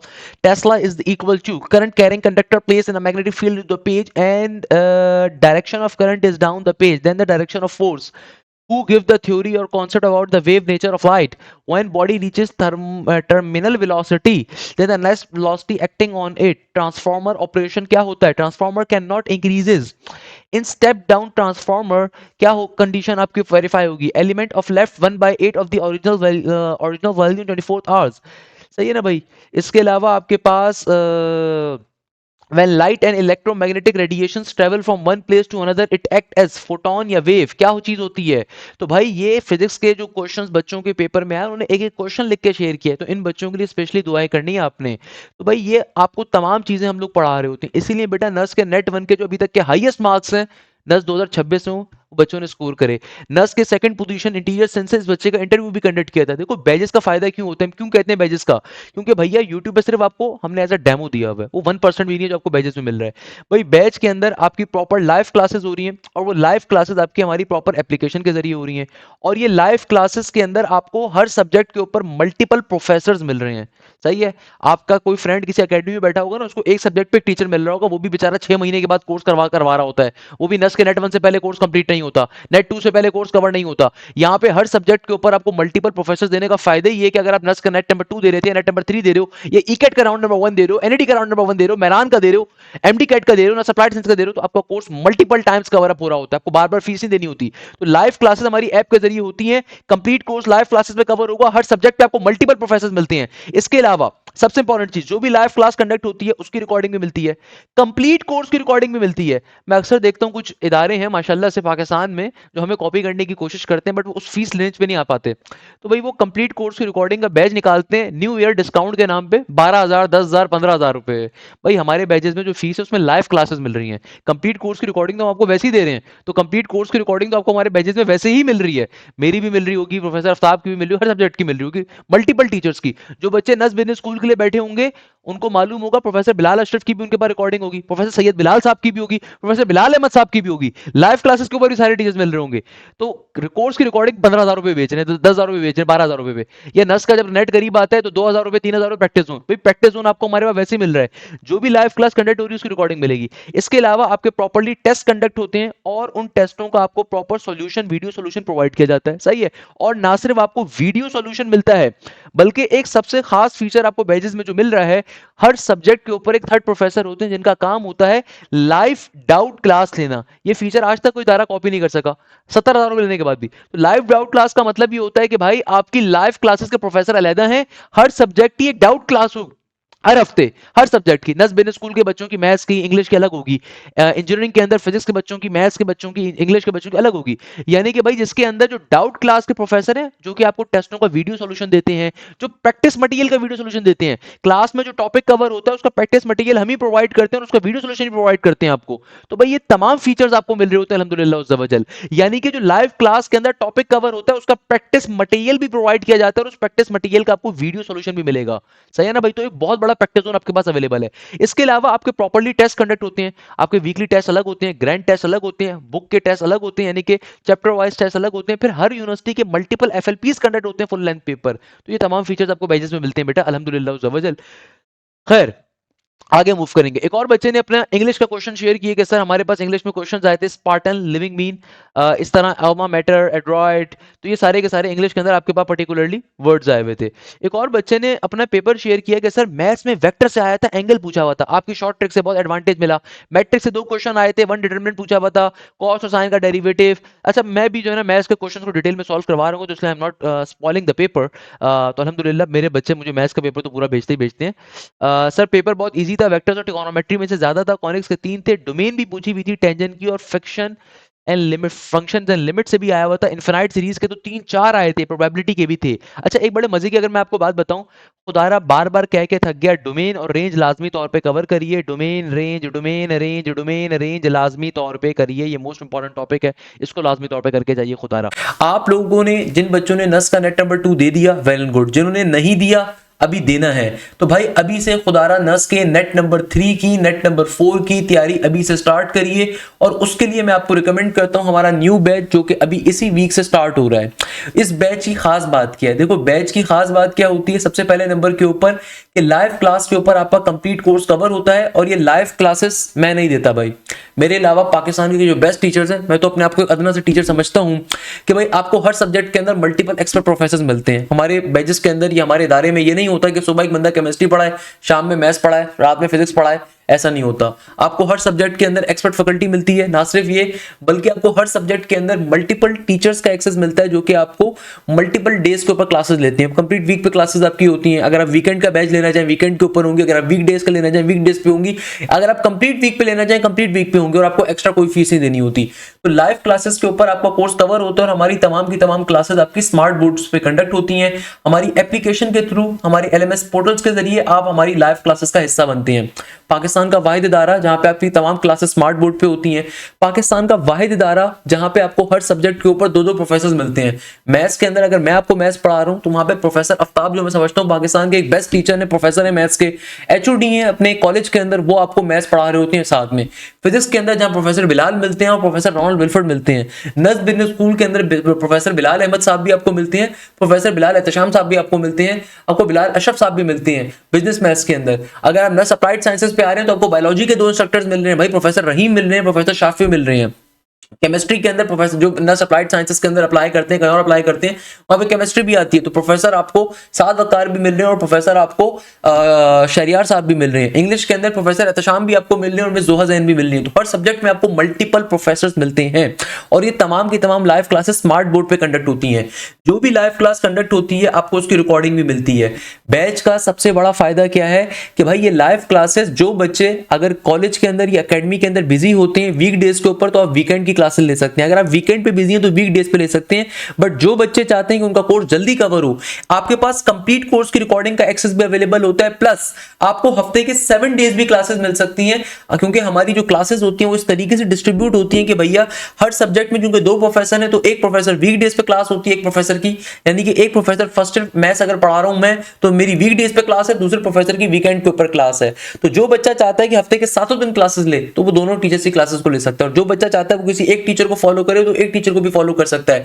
हम जानबूझ के बच्चों को दोनों teachers का access क्यों देते हैं? ताकि भाई आप दूसरे टीचर का भी कंटेंट देख सको, ताकि आप अगर किसी दिन कॉलेज से कोचिंग से फ्री हो दूसरे टीचर की भी क्लास लेकर देखो। अगर मजा ना आए ना तो फिर बात करिएगा, सही है। तो आपको इससे बड़ा फायदा मिलता है। इसके अलावा जो भी लाइव क्लास कंडक्ट होती है इसके अंदर प्रैक्टिस मटेरियल हम लोग आपको खुद प्रोवाइड करते हैं, और ना सिर्फ आपको प्रैक्टिस मटेरियल प्रोवाइड किया जाता है बल्कि आपको हमारे हर सब्जेक्ट में एक थर्ड प्रोफेसर होते हैं जिनका काम उस प्रैक्टिस मटेरियल का वीडियो सॉल्यूशन क्रिएट करना होता है।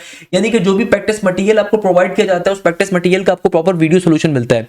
जैसे कि मैथ्स के अंदर प्रोफेसर हसन कुरैशी साहब जो है उनका काम यह है कि भाई प्रैक्टिस मटेरियल का वीडियो सॉल्यूशन क्रिएट करना, तो आपको एक बहुत बड़ा प्रैक्टिस जोन मिलता है। इसके अलावा आपको जो भी टॉपिक आपका कवर होगा उसका प्रॉपर टेस्ट कंडक्ट होगा।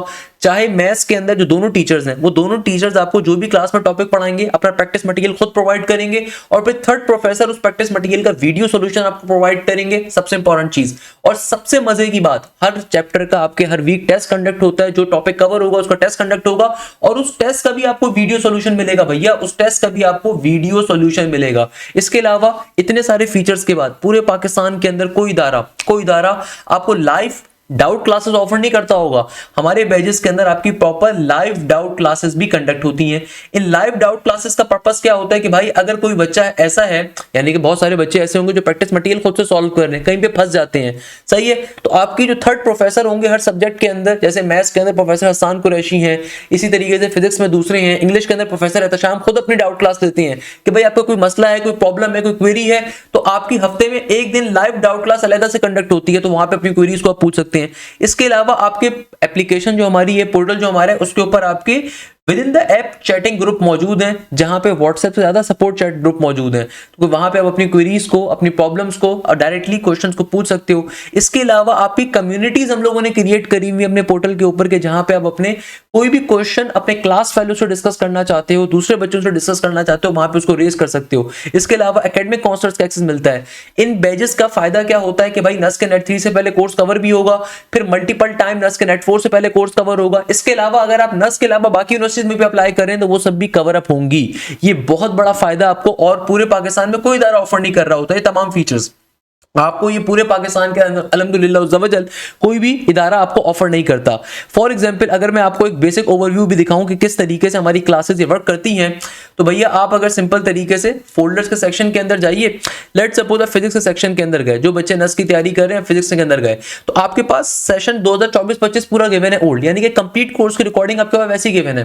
पाकिस्तान में ऐसे ऐसे बेकार इदारे मौजूद हैं जो भाई न्यू ईयर डिस्काउंट के नाम पे 15,000 रुपए के ऊपर सिर्फ रिकॉर्डिंग दे रहे होते हैं। तो यहाँ पे आपको जो हमारी एक मिनिमल फीस है उसमें कंप्लीट कोर्स की रिकॉर्डिंग तो वैसे ही मिल रही है, प्रॉपर लाइव क्लासेस मिल रही है, और एक नहीं दो दो एक्सपर्ट टीचर्स हर सब्जेक्ट के अंदर। अब लाइव क्लासेस के सेक्शन के ऊपर गए, बैच 1.0 में एक चीज दिखाता हूं आपको। जैसे क्लास 11 सर रोनाल्ड ने कवर पूरी करवाई है, तो आप वेक्टर्स के ऊपर गए प्रोफेसर रोनाल्ड के ऊपर, तो भाई जो बैच के बच्चे होते हैं ये सिर्फ इसका एक्सेस ले सकते हैं, सही है ना भैया।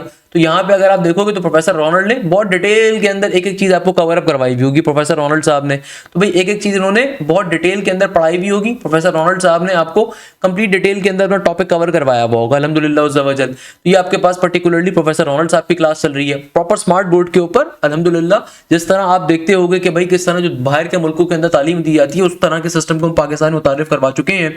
तो अब इसी तरीके से प्रोफेसर बिलाल आपको मिल रहे हैं। हीट एंड थर्मोडायनामिक्स में चला जाता हूं मैं इनके किसी टॉपिक के ऊपर, थर्मोकेमिस्ट्री के ऊपर फॉर एग्जांपल में चला गया, सही है भाई। तो आपके पास सिंपल तरीके से सर बिलाल जी हैं यहाँ पे, ये अपनी क्लास कंडक्ट कर रहे हैं। हर सब्जेक्ट में आपको मल्टीपल प्रोफेसर्स मिलते हैं, हर सब्जेक्ट के अंदर आपको मल्टीपल ऐसे प्रोफेसर्स मिल रहे होंगे। आप पर्टिकुलरली मैथ्स के अंदर जाओगे, जहां पे मैथ्स के अंदर ये बंदा है नाचीज थोड़ा बहुत पढ़ा रहा है भाई, वहां पे वैसे ही आपको दूसरे टीचर्स भी मिल जाएंगे। मैथमेटिक्स के अंदर वैसे ही आपको, अच्छा मेरे पास ये सारे फोल्डर्स आ रहे हैं क्योंकि मैं डायरेक्टर हूं बेटा, आपके पास सारे फोल्डर्स नहीं आएंगे, आपके पास सिर्फ आपके रिस्पेक्टिव फोल्डर्स होंगे। अब जैसे कि भैया मैं चला गया मैथ्स के अंदर, प्रोफेसर आफ्ताब साहब पार्शियल डेरिवेटिव, एक एक चीज बहुत डिटेल के अंदर आपको पढ़ने को मिलेगी, आपको मजा आ जाएगा मैथ्स के अंदर। तो भाई किसी भी कोचिंग सेंटर में आपका फ्रेंड बैठा हुआ होगा अकेडमी के अंदर, 70,000 60,000 रुपए देने के बाद एक सब्जेक्ट में एक टीचर मिलता है। यहाँ पे आपको हर सब्जेक्ट में हमने पाकिस्तान के बेस्ट प्रोफेसर मल्टीपल प्रोफेसर दिए हुए और बड़ी मिनिमल फीस के साथ। तो इस तरीके से देखिए प्रोफेसर आफ्ताब अपने टॉपिक को कवर करवा रहे हैं माशाल्लाह से। आपको तमाम के तमाम पास पेपर्स करवाए जाते हैं, तमाम के तमाम प्रैक्टिस जोन्स के अंदर आपको मल्टीपल ईयर्स के पेपर्स मिलते हैं। इसके अलावा हर सब्जेक्ट के अंदर आपको उसके वीकली टेस्ट अलग होते हैं, ग्रैंड टेस्ट अलग होते हैं, चैप्टर वाइज टेस्ट अलग होते हैं। आप चाहें तो पुराने टेस्टों को भी दे सकते हैं और उनको डिस्कस कर सकते हैं अपने डाउट टीचर्स के साथ। इसी तरीके से डाउट क्लासेस हमारी अलग होती हैं कि भाई अगर मैं जाऊं लेट सपोज इंग्लिश के ऊपर मैं गया, तो भाई इंग्लिश के अंदर मैं गया तो ये सेशन 2025-24 की पुरानी रिकॉर्डिंग्स भी अवेलेबल है, न्यू रिकॉर्डिंग्स भी अवेलेबल है। इसके अलावा देखो प्रोफेसर एहतशाम साहब ने जो 2 दफा कोर्स अपना कवर करवाया वो भी मौजूद है। डाउट क्लास का एक अलग फीचर है, कोई इदारा आपको सिर्फ एक दफा कोर्स कवर करवा रहा होता है और समझता है काम खत्म हो गया। हमारे बैचेस में आपकी डाउट क्लासेस अलग होती हैं भाई, ये डाउट क्लासेस हैं। डाउट क्लासेस का मतलब होता है कि भाई ये लाइव क्लासेस के अलावा डिस्कशन है, लाइव क्लासेस के अलावा की डिस्कशन है। कोई प्रॉब्लम है, कोई मसला है तो आप यहाँ पे देखो पूछ सकते हैं। प्रोफेसर एहतशाम को आप सारे पसंद करते हैं, उनकी जानबूझ के हमने मैराथन अभी आप लोगों को प्रोवाइड करी थी ताकि आपको आइडिया हो सके हमारे बैचेस में कैसे पढ़ाया जाता है। प्रोफेसर एहतशाम अपनी डाउट क्लास खुद से कंडक्ट करते हैं, तो देखो डाउट क्लास उनकी कंडक्ट चल रही है। तो ये इस तरीके से एक एक चीज आपको लेके चली जाती है।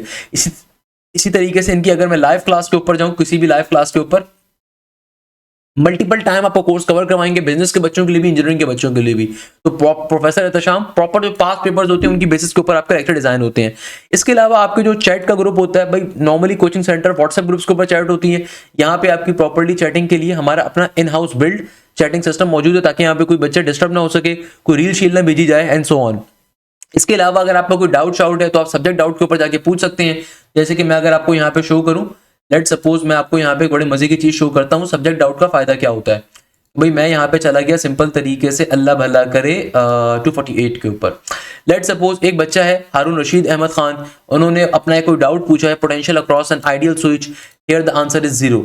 अब जो प्रोफेसर आसिम साहब हैं उन्होंने फिजिक्स का, इस बच्चे ने अपना डाउट पूछा है, प्रोफेसर आसिम साहब ने उसका आंसर किया हुआ है, बाकी दूसरे बच्चों ने भी उसके ऊपर पर्टिकुलरली अपना फीडबैक दिया हुआ है। तो भाई हमारे जो कम्युनिटी सेक्शन है, जो सब्जेक्ट डाउट का पोर्शन है, बड़ा एक अच्छा यूनिक फीचर है कि भाई यहाँ पे आप अपने क्लास फेलोज के साथ, अपने पर्टिकुलरली कोर्स फेलोज के साथ आप इंटरेक्ट कर सकते हो कि भैया आप किसी क्वेश्चन के रिगार्डिंग, किसी बात के हवाले से, जहाँ पे आपको डाउट टीचर भी रिस्पॉन्ड बैक करेंगे और आपके जो पर्टिकुलरली क्लास फेलोज होते हैं वो भी रिस्पॉन्ड बैक कर रहे होते हैं। तो ये तमाम फीचर्स आपको अल्हम्दुलिल्लाह ज़बरदस्त हमारे बैचेस के अंदर मिल रहे होते हैं। तो वो तमाम स्टूडेंट जो अभी नस के नेट नंबर 3 की तैयारी करना चाहते हैं, नेट नंबर 4 की तैयारी करना चाहते हैं, या फिर नस के नेट नंबर 2 के अंदर जो हमारे स्पेशलाइज पास पेपर्स हैं उनको गो थ्रू करना चाहते हैं, तो उसके लिए फिर आप बैच का हिस्सा बन रहे होंगे। तो इन बैचेस का सबसे बड़ा फायदा ही क्या है कि भाई लाइव क्लासेस के ऊपर मल्टीपल टाइम कोर्स कवर होगा।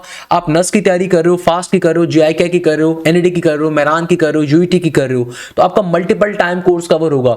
आपका ईकेट के राउंड 1 से पहले कंप्लीट कोर्स कवर अप होगा, फिर राउंड 2 से पहले मल्टीपल टाइम कोर्स कवर होगा। आपको स्पेशलाइज आपके एफएलपीस कंडक्ट होते हैं, full length paper, pass paper and so on.